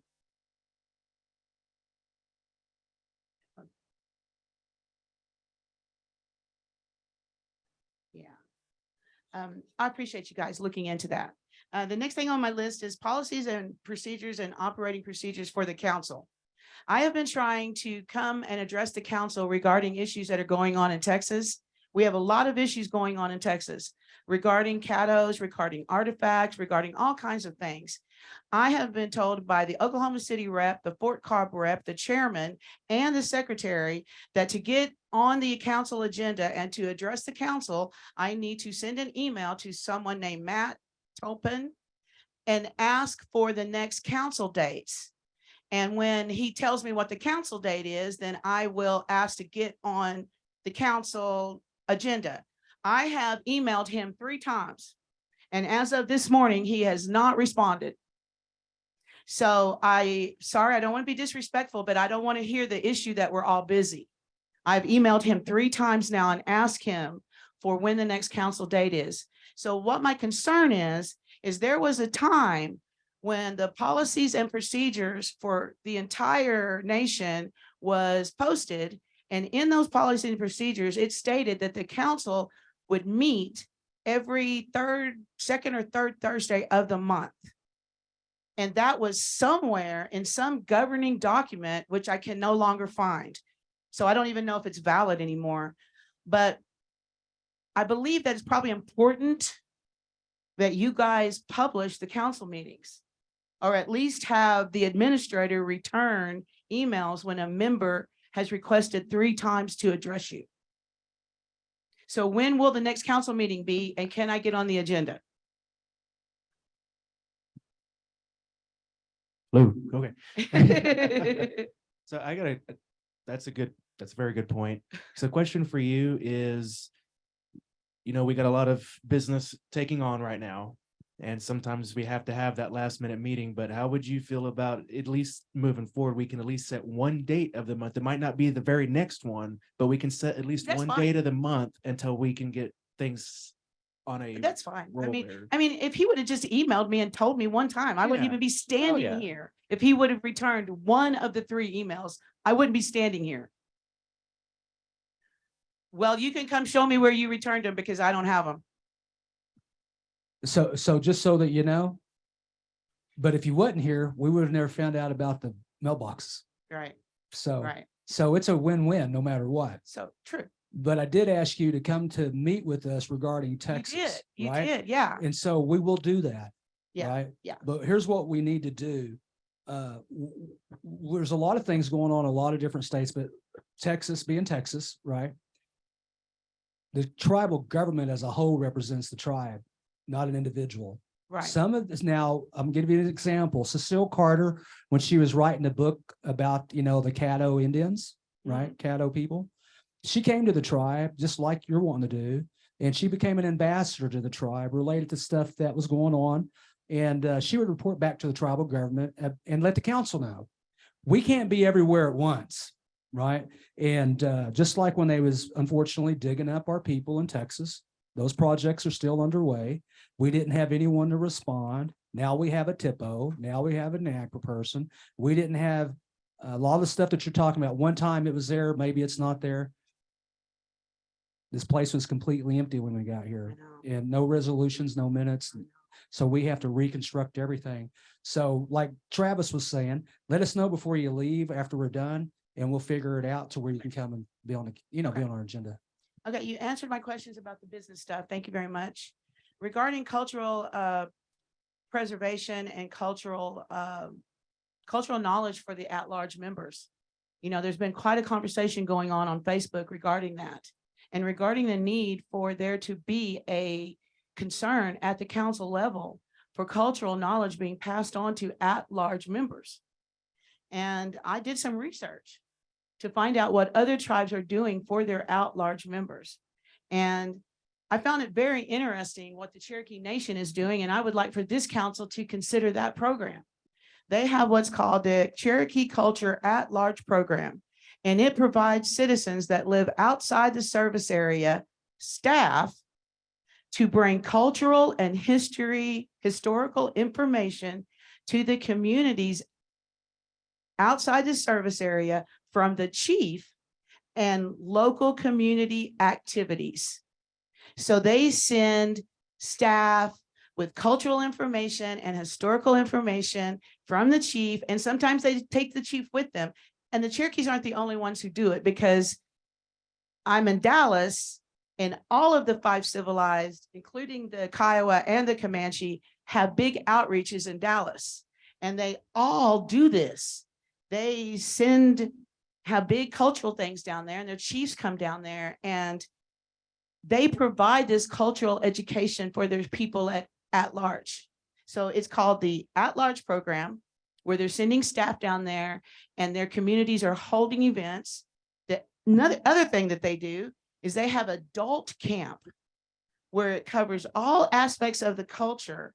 They bring in at-large members to attend this adult camp, and that enables these at-large members to turn back around and go back out to the communities that they live in and deliver that knowledge. And it is creating a huge network of knowledge of the Cherokee Nation, a huge one. And the knowledge is not being given by haphazardly. It's being given wholly and properly and respectfully and without an agenda, because it's coming down from the Caddo Nation, from the government. So I would like the council to consider looking at what the Cherokees are doing for their at-large members regarding cultural preservation, and consider it for us, and let's discuss it at the next membership meeting. So with that said, just so that you know, I met with Chuck Hoskins Jr., the chairman of the chief of the Cherokee Nation. He's a very good friend of mine. And we do have a language person, and they're going to be going down to Tahlequah to visit their language people. And one of the things we're doing here is we're having a media language marketing, because, you know, the biggest thing we hear is that nobody knows what the tribe's doing. Everybody lives out here, no one knows, right? And we need to be transparent. You know, we're never going back to the day where it's just right here locally. It's all Zoom. Anybody can see it. We are building a state-of-the-art media, language, preservation, culture. We are looking at that whole in a bigger lens, and we're meeting with tribal leaders like Chief Hoskins Jr. How did they get there? What did they do? So when I go back and visit them, I'll mention the program that they started. The main thing, and the reason they're able to do some of these things, is because they have economic development and they put money back into these programs. And so when I hear you say, let's do it from the top down, I look, first thing that's in my head, what's it going to cost us? How are we going to do it? Who's going to do it? Right? How's it going to work financially? And then it's up to us. It's one thing to say it. It's another thing to pay for it. And But so could some of the ARPA money be directed towards cultural preservation, especially language preservation? that's how so because of the pandemic, and we lost 980 some odd people and fluent speakers, that allowed us to preserve our language, which hired a linguistic person who's Caddo. That's how that works. So you're absolutely right. When we find those tools, then we look legally how we can make it work. So I appreciate you mentioning that program. I was thinking about the language program as you was talking about it. Well, I'm going to talk about that here in a minute. But just so that everybody knows too, the old museum here Yeah. has a new roof. I heard that. I heard about that. It was all paid for by insurance. Tribe didn't have to pay for it, right? It's like $72,000. It's a rubber roof. And then the inside's totally being redone. It's being repainted and the floor is being put in. Eventually it's going to be up and running and we'll have a place there. And I appreciate that. I Oh. appreciate you guys doing that right. Like having the insurance pay for the building. What's that? That's something we never used to do. Never used to do stuff like that. Utilizing that, having the insurance pay for it. That's why we buy insurance. So you guys will consider the at-large programs that the Cherokees are doing Yes. for their at-large people. Yes. Okay. And the biggest thing that we'll consider it. We just have to find the Sure. resources. But before you leave, I'll get with you so I can make sure I write it down. Okay. We'll make sure Matt writes it down and he responds to you Matt as and I are well. going to get together and we're going to be best friends before the end of this day. That's good. Regarding the language program, while I am very appreciative and very thankful to Creator for what you guys are doing, and I'm so happy and proud and thankful that you hired Elena. You know, I remember when she was this tall, and it's very, it helps, I don't know, strengthen our future, I think, when we use our children like that to do things like language. And so it's really, I think, a great thing that you hired her to do that. I wish that we could think a little bit more about beefing up the language program, though. I read the description and I know that it was done with a lot of thought, and I don't want to be too critical of it, but I wonder if it could be beefed up just a little bit if we thought about it. And what I wanted to offer is that I am on the Native American Advisory Council for the University of Texas at Arlington. And I am friends with Dr. Nicole Prescott, who is the academic advisor for the University of Texas in Austin. And she is, if you're not familiar with her, she is a professor that was very instrumental in saving the Miami language. And when the Miami language was going to be saved, there was no more speakers at all. And they did a bunch of really great stuff to save the language, to the point now that the Miami University has a complete immersion language program for their members. Out of her research and stuff come a lot of tools to save and to teach Indigenous language, cutting edge stuff.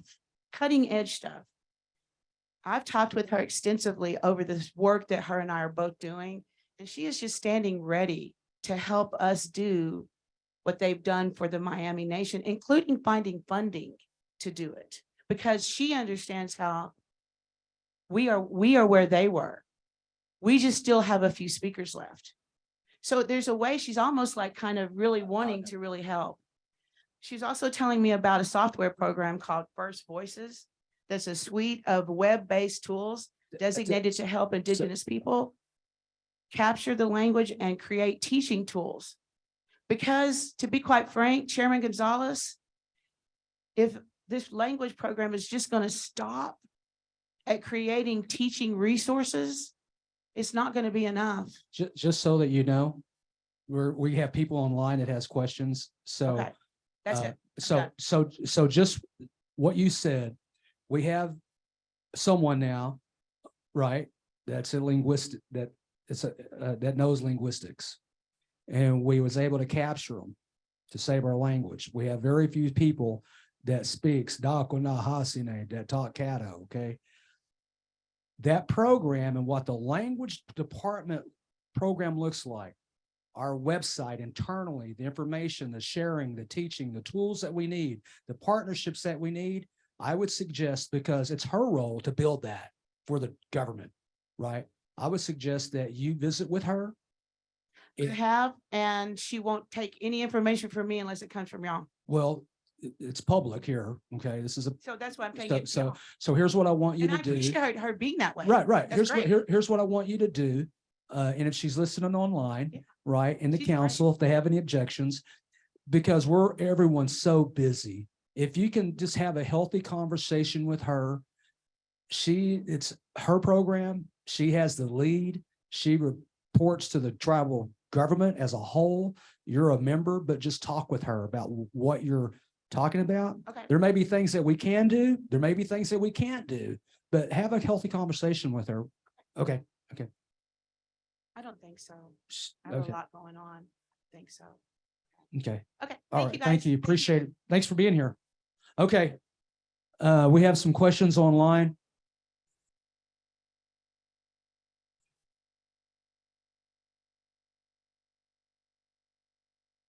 About ARPA. Yeah, the ARPA's already been answered. Someone is asking if they can have a copy of the NAGPRA contract. So someone's asking online if they can have a copy of the Native American Graves Protection and Repatriation Contract. The answer is no. That is not your intellectual cultural property. It belongs to the government of the tribe, and the council would have to vote on it, and the National Park Service, because we receive funding from the National Park Service, and that's a grant.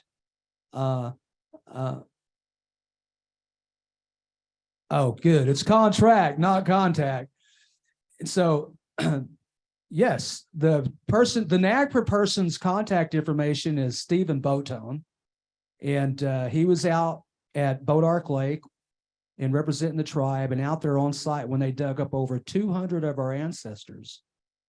And we're still not done taking care of that politically. We're going to have to rebury our people. But Stephen, because he was gone and detailed out and helped us, he is now the NAGPRA director for the Caddo Nation. And you can call up here and ask for him. And he just started. And so we just received a NAGPRA grant of $100,000 to work with Gilcrease Museum and look at those collections there. So, and reform our repatriation committee, which Marilyn, raise your hand, Marilyn Thrillkill, is one of our last, unfortunately, individuals that was on the repatriation committee that handles sensitive culture issues when it comes to collections. And so there's 2 from Native American Church, 2 from Senior Citizens Organization, and 2 from Culture Club. And they'll be working with Stephen, and they'll be working with our TIPO related to sensitive culture issues. So Diane, you or anyone, Diana, I'm sorry. I have a sister named Diane that I lost, unfortunately, so due to COVID. But so if you have any thing, you know, that you'd like to bring up with NAGPRA or Section 106, get a hold of that department, Stephen or Jonathan Rower. Okay, more questions. Do we have one individual grant writer, or are directors of departments responsible for their funding? The directors are responsible for their funding and making sure that they dot the I's and cross the T's. Some are more seasoned about writing grants, others are not. And so that's a learning curve that we have. We don't have enough grant writers, period. We'd love to have more right now. We have a grants compliance administrator, and that is Polly Edwards. And unfortunately, you know, she can't do everything. But we're asking all the directors to help and learn and educate themselves to write more of the grants. Are we going to bring back our 200 ancestors and give them a proper burial? They will be buried and reinterred closest to where they come from, which is on Bodark Lake in East Texas, because that's where they were excavated from. The state of Texas, through the water district, has provided us acreage to rebury our ancestors, along with wanting us to come up with a language related to a monument, rebury them there. They'll be protected there, and we'll eventually go there and rebury them. There's another reburial area in Arkansas with over 300 sets of remains, unfortunately, in Millwood, Arkansas. We've picked a place out years ago. A lot of our elders that are no longer here picked that place out. And we're going to be going there to look at that area and eventually rebury those remains as well. That's a Corps of Engineer lake that they built. And the property in Texas is a private lake. We are still not done politically with the state of Texas. You cannot dig up our ancestors and our children at the expense of economic development. I understand they need water. I understand that Texas is doing things, but as long as I'm the chairman, we're not going to let them get away with digging up our people, putting them in boxes, putting them on shelves, and putting them in buckets. We are not done with them. I'm doing everything that I can. I contacted the Attorney General's office. There is congressional leaders and people that we've talked to. It is not over. And we're going to go after them as hard as we can to make sure that we get this resolved. You're not just going to give us a place to rebury them. You're going to compensate us in one way or the other for digging up our people. And there's not a dollar amount in the world that can compensate for that. It's wrong. It is not right. I've been talking to the United Nations on Declaration of Indigenous Rights, and we actually have a letter ready to go to the political people in Texas to resolve some of this stuff, so this stuff don't happen again. Right now, we did send a blowout call. Don't be digging up our people, okay? As long as you dig our people up, we're not going to be rested here. And so we have to stop it somehow. Are you aware of any burial artifacts in a bank in Durant? No. Carissa, can you maybe email us more information on that? She's online. Okay. And there was also a request to put the video that you opened with online. I guess it was probably lagging behind a little bit Okay. You can put during the that on. presentation. It was lagging behind that The video. video. Okay. Yeah, anybody can watch it now, right? It needs to be uploaded. Okay. Yes, Okay. we can make that happen. Okay. Is there any more questions? Anyone have anything to add? We're supposed to eat, but I don't see no food. Is there food in there?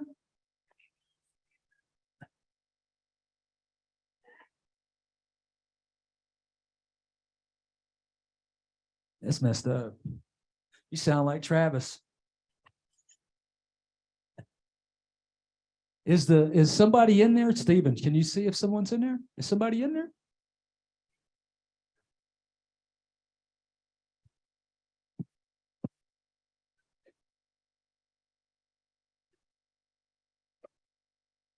Okay, so we're going to have last call for questions before we adjourn. Anyone have any last questions? Well, who's older, Gail or Francis? Uh-oh, she beat you. And you know what? I loved y'all's mom so much. If I didn't do this right, your mom would beat me. So here you go. I want to go back to this Wichita thing. That just burns me up every time I think about it. At our last meeting, you were saying that our attorneys were going to look into our historical, our background and all. That bothers me, Bobby, because have they done that? Yes. And they're being paid by the hour to do that? We paid very minimal dollars to respond to the Wichita's response related to WCD land. So we have one tribe that said basically you didn't exist as a tribe. This is not your land. We used every professor, archaeologist, historian to help us because everybody knows the history of the Caddo tribe is so deep in depth, right? And we nailed it. We responded, the region and the Bureau. We won that case in our favor. It's all posted online. And all We our, won all of these cases, but so what? There's no results. There's nothing that comes of it. from what I understand, and I know how you feel, I feel the same way. But what I found out is that it's a process and it's in the BIA and the IBI. Is that correct? The secretary?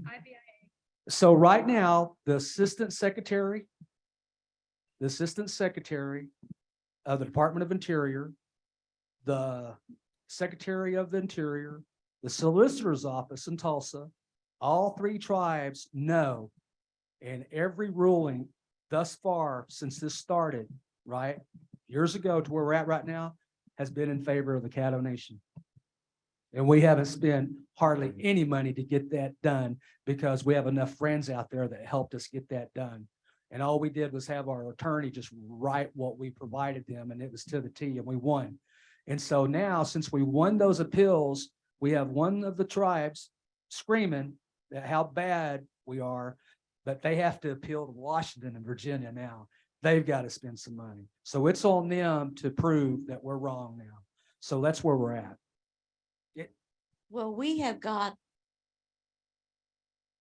I don't trust those attorneys. They don't sound very sharp to me.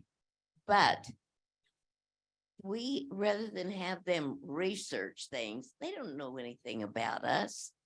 They don't even know what they're looking for. Did you? But there's people like Pete Gregory. Well, see, that's what I'm saying. Okay. I want you to walk with me a little bit. Okay. Every degreed archaeologist and historian for 64 years, our history that we know, Dr. Pertula, Pete Gregory, all those individuals, right, that's out there in the world, that's in the Caddo area, they helped us create the history and everything that we put in that legally, and that's why we won. Our attorneys didn't do it. We used the professionals that we need. All our attorneys did was file it as a legal counsel. That was it. So that's where we're at. So That's why I would like them here. I would like to know the status, where it is now, what we can expect. You know, it seems to me like the Wichitas just do whatever they want to. They get restraining orders that are not enforced, and they take the attitude, I'm gonna do this, now then you do something about it. And we don't. Nobody does anything. They just go on doing whatever they want to do. We can't even get our attorneys here to tell us what is going on. So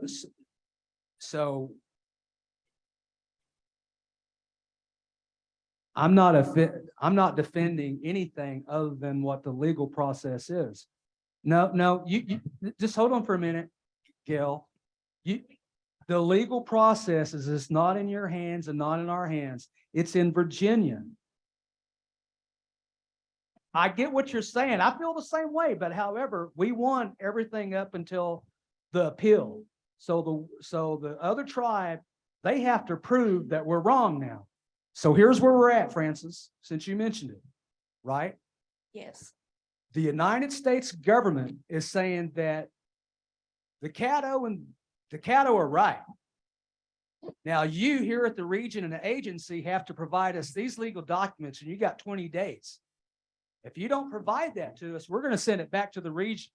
Now, what those final rules are, we don't know, but it is a federal process, regardless of what you think, what I think, what Gail thinks, what our federal lawyers, and trust me, we have the best lawyers on this thing, and we had the best researchers. At the end of the day, right now, we won everything, and it's at Virginia for them to look at. And now the United States government has to provide information from this region to Virginia because the Wichitas appealed all those decisions that we won. And that's where we're at. And the government, they're the ones that moved us from Louisiana, Texas, and Arkansas. They're the ones that put us here. That's got to be documented someplace. All of it is. Right, exactly. And all we can say is, well, we won the appeal. Well, that's where we're at right now. For years, that's never been resolved. We're finally resolving those situations, period. But in the meantime, you're absolutely right. If any one tribe can go out there and just build whatever and do whatever, that means we can too. But we took the legal route to say enough's enough. We won the appeals. We published everything online so you can see it as a member. And about 5 days ago, the Wichita affiliated tribe has the legal means to respond to the United States government. And they responded and said, here's our response. Now the government is going to respond to what they wrote up. And it's so right now it's between the BIA here in the region and Virginia's office. Well, we could be waiting Yes, 50 years it if we're could be. going to depend on the BIA. Well, that's what I'm saying is that, but the good thing is that we're in a lot better position than we are right now because not one tribe, not one person can separate those lands. It is jointly held land, period. And we know that. That is being appealed by the other tribe. They don't believe that we have any ownership to it, but the government said that the Caddos do. As a matter of fact, I got a letter that says that we own 54% of all WCD lands, right? And I just got that from the superintendent the other day. The superintendent in the region and their solicitors all ruled in the tribe's favor that we won everything. But you have a tribe that has the opportunity legally, because that's just the way it works, to appeal that decision with the U.S. government. After that appeal, then we'll know where we're at. Until then, when I find out, you'll know, but that's where we're at right now. And that just came out like 5 days ago. How did the Wichitas get access to the land that they're putting the casino on? And that grass house and their museum and all of that? There was a petition of 600 acres that 3 sovereign nations agreed in a resolution between the 3 sovereigns. Unfortunately, only the United States government and Congress can split that land. It takes an act of Congress. And so when the land was restored here, it was based on land that was taken from the tribe during the land run. And over 3,000 acres were restored to the Caddo, the Wichita, and the Delaware. However, we have one tribe that believe we don't have any interest there, or we don't have any right to it, and they just went off rogue, thought what they did was right, and they're a sovereign nation, and they started building. In the meantime, do what you can to stop us. And where we're at is we did everything legally, and now it's in the federal process.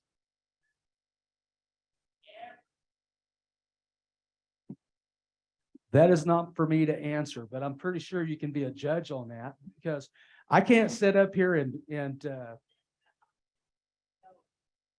I appreciate that. Thanks. Did anybody hear that? Hold on for a minute. Hold on for a minute. I'm gonna take this mic. She asked here. I asked if everything that the Wichita tribe was doing was legal. We absolutely don't think so, because we keep throwing restraining orders at them that they keep ignoring and getting away with it. That's not legal. So the answer is no. Who filed that restraining order? Well, there's been several of them throughout the years, right? There's been a lot of restraining orders going back and forth. However, as a chairman of the Caddo Nation, legally, they're off the beaten track. Legally, they bullied this tribe. Unfortunately, you have a tribe that has attacked our sovereignty. And we're not going to let any tribe, including the Wichita and affiliated tribes, attack the sovereignty of the Caddo Nation. We are. We haven't, and we responded, and we won those appeals because we had good friends like Dr. Pete Gregory. Now, Washington, D.C. gets to hear it. That has never happened before. Never happened before. It's up in Virginia.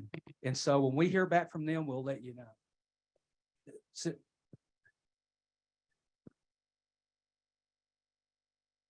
That's what I was just about to say. Yeah.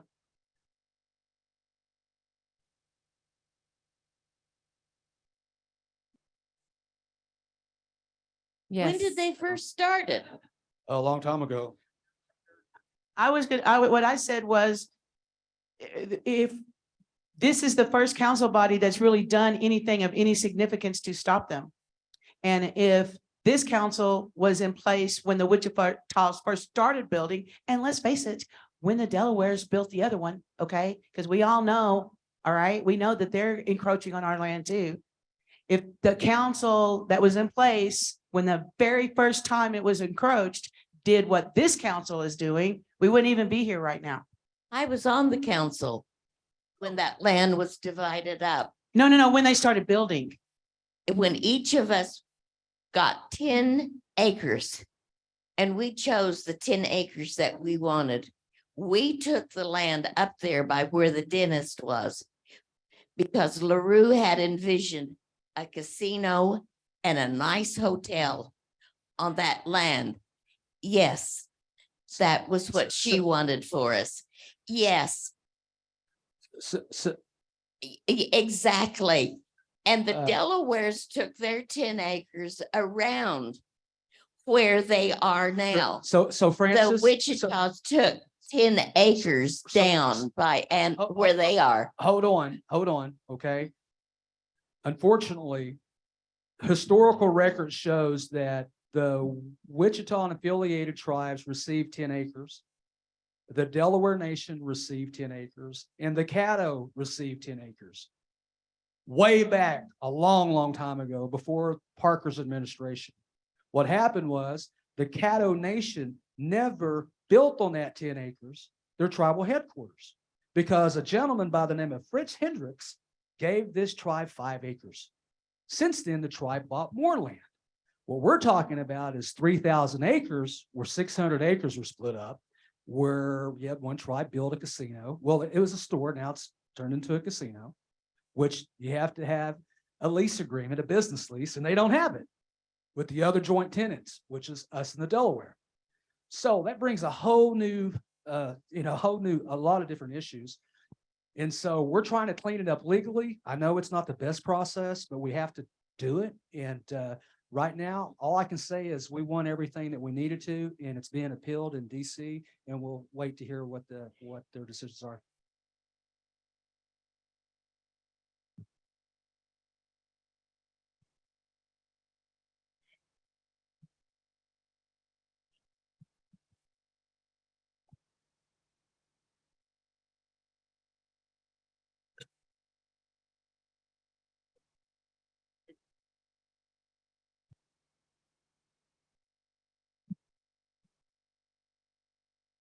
Okay. Are you saying that you have seen and you know positively, absolutely, no matter what the Wichita say, that there is a written document telling us about those 10 acres that each of the tribes, the Caddos, Wichitas, and Delawares received? Are you saying that you know that resolution, and you know that it is there or it is not there? Yes. Yes, yes, yes. And just so that everybody knows in this room, there's not one Wichita, there's not one Delaware, and there's not one Caddo, I guarantee, that knows more about WCD lands than I do. And the reason for that is I went to Lenexus, Kansas, where the Bureau of Indian Affairs sent everything related to the land in a repository in Kansas that you have to have clearance for. I had one pencil and I had a piece of paper and I went through all those files. Well, guess what? It's all there. Everything is there. And yes, and 98 pages of legal brief, and we won every legal brief. And what you're saying about the 10, I've seen it all. Yes. Yes. Yes. Yes. It's all there. It's all there. But what happened is the United States, okay, so I'm just going to let everybody know when I went down to the BIA and I started looking in these files and I asked Terry Bruner, who's their attorney, about looking at this court case docket 226, which restored the lands to the Caddo Nation through a federal register through Congress. They moved the records and they shipped them out.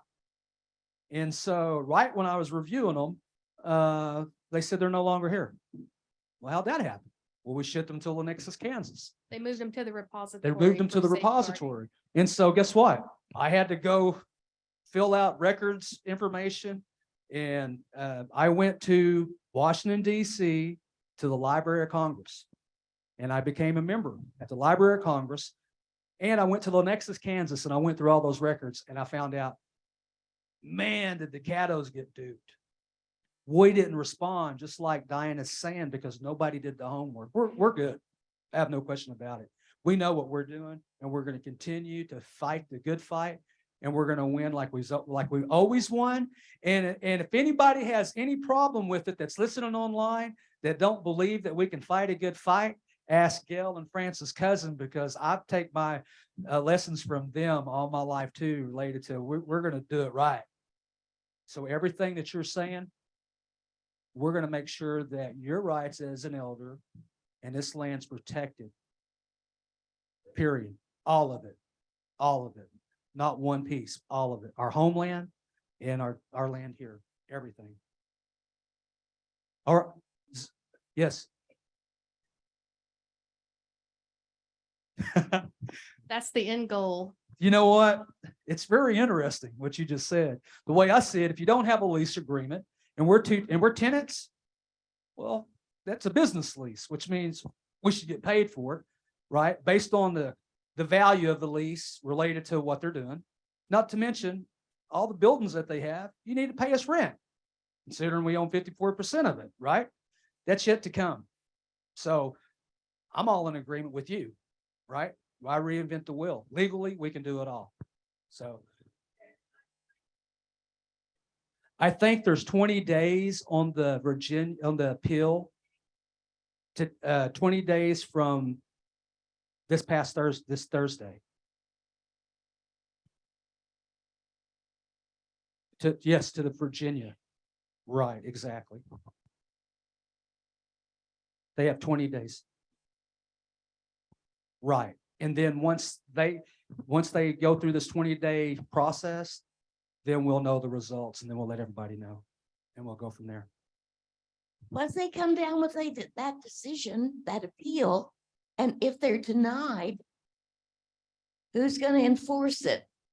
United States government's going to have to enforce it. Here's my problem. Look, if you're saying that you're illegally running a facility and you don't have a lease agreement, right? Then how come you can't enforce it? Right? How come you can't enforce it? And why is it not shut down like most people in here want to see? Well, that's because the chief of police and the BIA is not under the agency anymore. They're not under the superintendent. They have a new chief of police. I did ask the chief of police to restrain the tribe, the Wichita affiliated tribes, from opening because there's not a lease agreement. But they're a sovereign nation. According to the United States government, the Wichita affiliated tribes are sovereign. They have interest in it. I said, yeah, but that's not right. And so we appealed those decisions. We won all the appeals, but still they're operating. And we know that our neighboring tribe, the Delaware, are doing what they do as a sovereign nation. That's them. We're taking care of the Caddo piece. But right now where we're at, the only thing I can say is we won everything. We know where all the legal documents are. We know where all the resolutions are. We have 98 pages from Dr. Who'd you say? Pete Gregory, people like that's helped us. So we're in good shape. However, don't look for them to play by the rules. And don't look for them to understand, because at the end of the day, they're a sovereign nation. And they're governing how they believe they want to govern. That is that tribe's, that's their right. But here, since I took an oath of office to protect the property of the tribe and the nation, this council is doing everything that they can legally to do it. And trust me, we is a slam dunk. Bobby, I also, I just want to manage expectations here. This case is a long ways from being completed. Exactly. Because even after this is determined in IBIA, they could sue the government. I mean, so it's not anything that's going to happen really quick. They So I can just- appeal, yeah. appeal, many years have we kick the been can waiting down the road. now? Well, because the inaction and nothing was ever done, that's the reason why it festered. Okay, that's the reason why we're where we're at. But right now we're in good shape. They can appeal. Eventually it will stop, but it's not going to stop any day soon. Yeah, once it comes out of IBIA, and if they don't like the results, they could sue the government. So that's a whole nother lawsuit. Any of the Don't tribes, do that. the three tribes, with respect to the Wichita affiliated tribes, all three of us could jointly file suit against the United States government for breach of Yeah, trust. so we're still a long ways from any So there's a lot of resolution. other issues, and not to mention, we still have to work with the Wichita affiliated tribe because we have other projects as well. But when it comes to WCD land, we're on the WCD board, myself, Tracy, and Jennifer, and we meet with the Wichita and the Delaware monthly. And right now, the regional office is going to get a new roof because the three tribes agreed to put a new roof on that building. It's dilapidated. And so we do have to work with them. All right. Is there any more last questions? No. Okay. All right. So we're going to adjourn and we're going to eat. And Need a motion to adjourn. yeah, we need a motion to adjourn. Anyone want to make the motion? Motion made by Teresa Keller to adjourn. Okay, there's been a second. And we're going to adjourn and appreciate everybody being online. And there's a young man that we have Do we have to vote on that adjournment? Yes. Okay, everybody can raise your hand if you want to adjourn and eat some Indian tacos. And people online, sorry if you heard that. And those that are online. And well, I'm just holding my hand to get people to. And I don't know how many you have online. 18. I'm counting votes online now. So far, we have 18, 19. Okay, any abstains or any noes? Not on this side. So 24-0-0, we're adjourned. So 24-0-0, we are adjourned. And no, you come here. Not you. I can't tell you that. You beat me up. All right, right here. All right. I know you got a thing in your hand, brother, but you come a long ways. Nawi, come here for a second. I need your help. Okay, so we are adjourned. Is that correct? I want to just take a minute to acknowledge someone before we get out of here. This young man right here is known as Biscuit. He named himself Biscuit because he's a good Caddo guy, and he thought that would be appropriate. And so I don't know where he came up with that. But you got a cousin named Gravy? Okay. This young man just graduated from basic training. He is enrolled with the Caddo Nation. And this is his grandmother right here. Raise your hand. Teresa Keller. And for those of you that don't know where he comes from the Bowlegs, the Williams family, Godey Williams, Robert Williams, James Rabbit Williams. And we're very proud of him. And can you tell us your whole name besides Biscuit? James Robert Keller. James Robert Keller.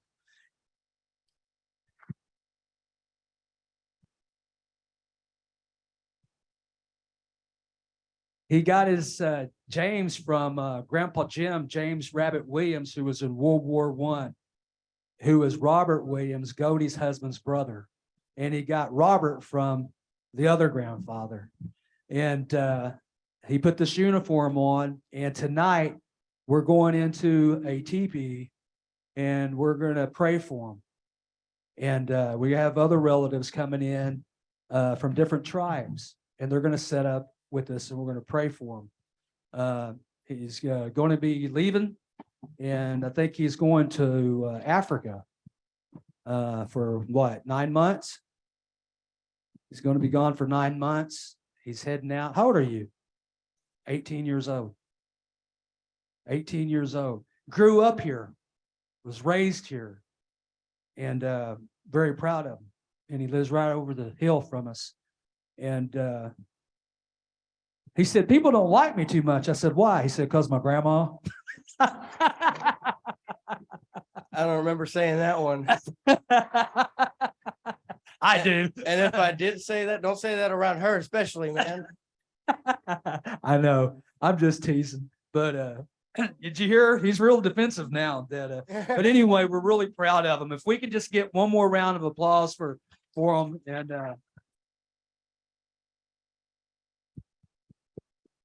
thank you. And if there's any other veterans, can you stand up just to see that where we're at as far as veterans in the room?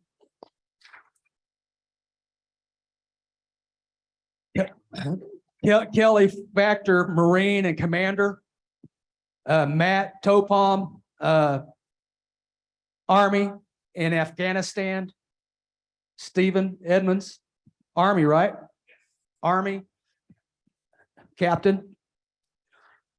And then my son, Otis Anthony Gonzalez, U.S. Air Force.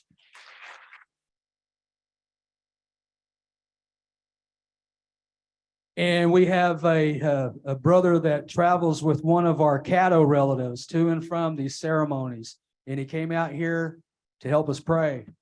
And we had an uncle that got COVID. He was going to take care of these ceremonies, but he's not able to. So they turned it over to me.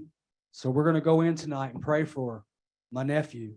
And I want you to pray for this food. Now, I know you're Navajo, right? I know y'all pray for every creature and everything in the world, but you know, make it short. I got ants that are here, they'll beat me up, you know, just so that you know. But here, I ask you to help us pray.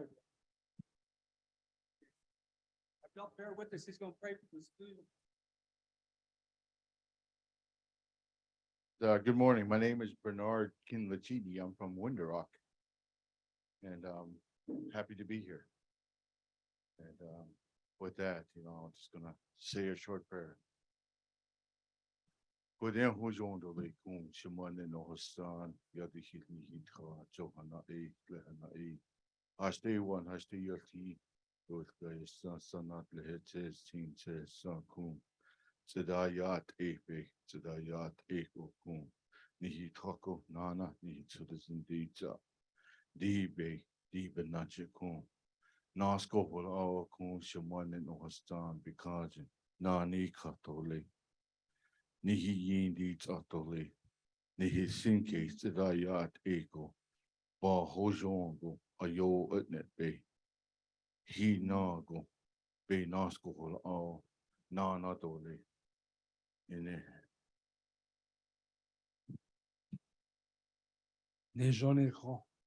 Oh, all right. Yeah, you're first. Hey, now you're Caddo. Come here for a second. You see that water? You got to take a drink. You can follow him and have a drink of water, and then you can grab your food, and then the elders can go too. Yeah, veterans, she's an elder of our tribe, Anthony, so you got to do what she says. She wants y'all to go first, the veterans, and y'all come on. That means you too, Kelly. All right, and then the rest of us. Appreciate you being here. Thank you a lot.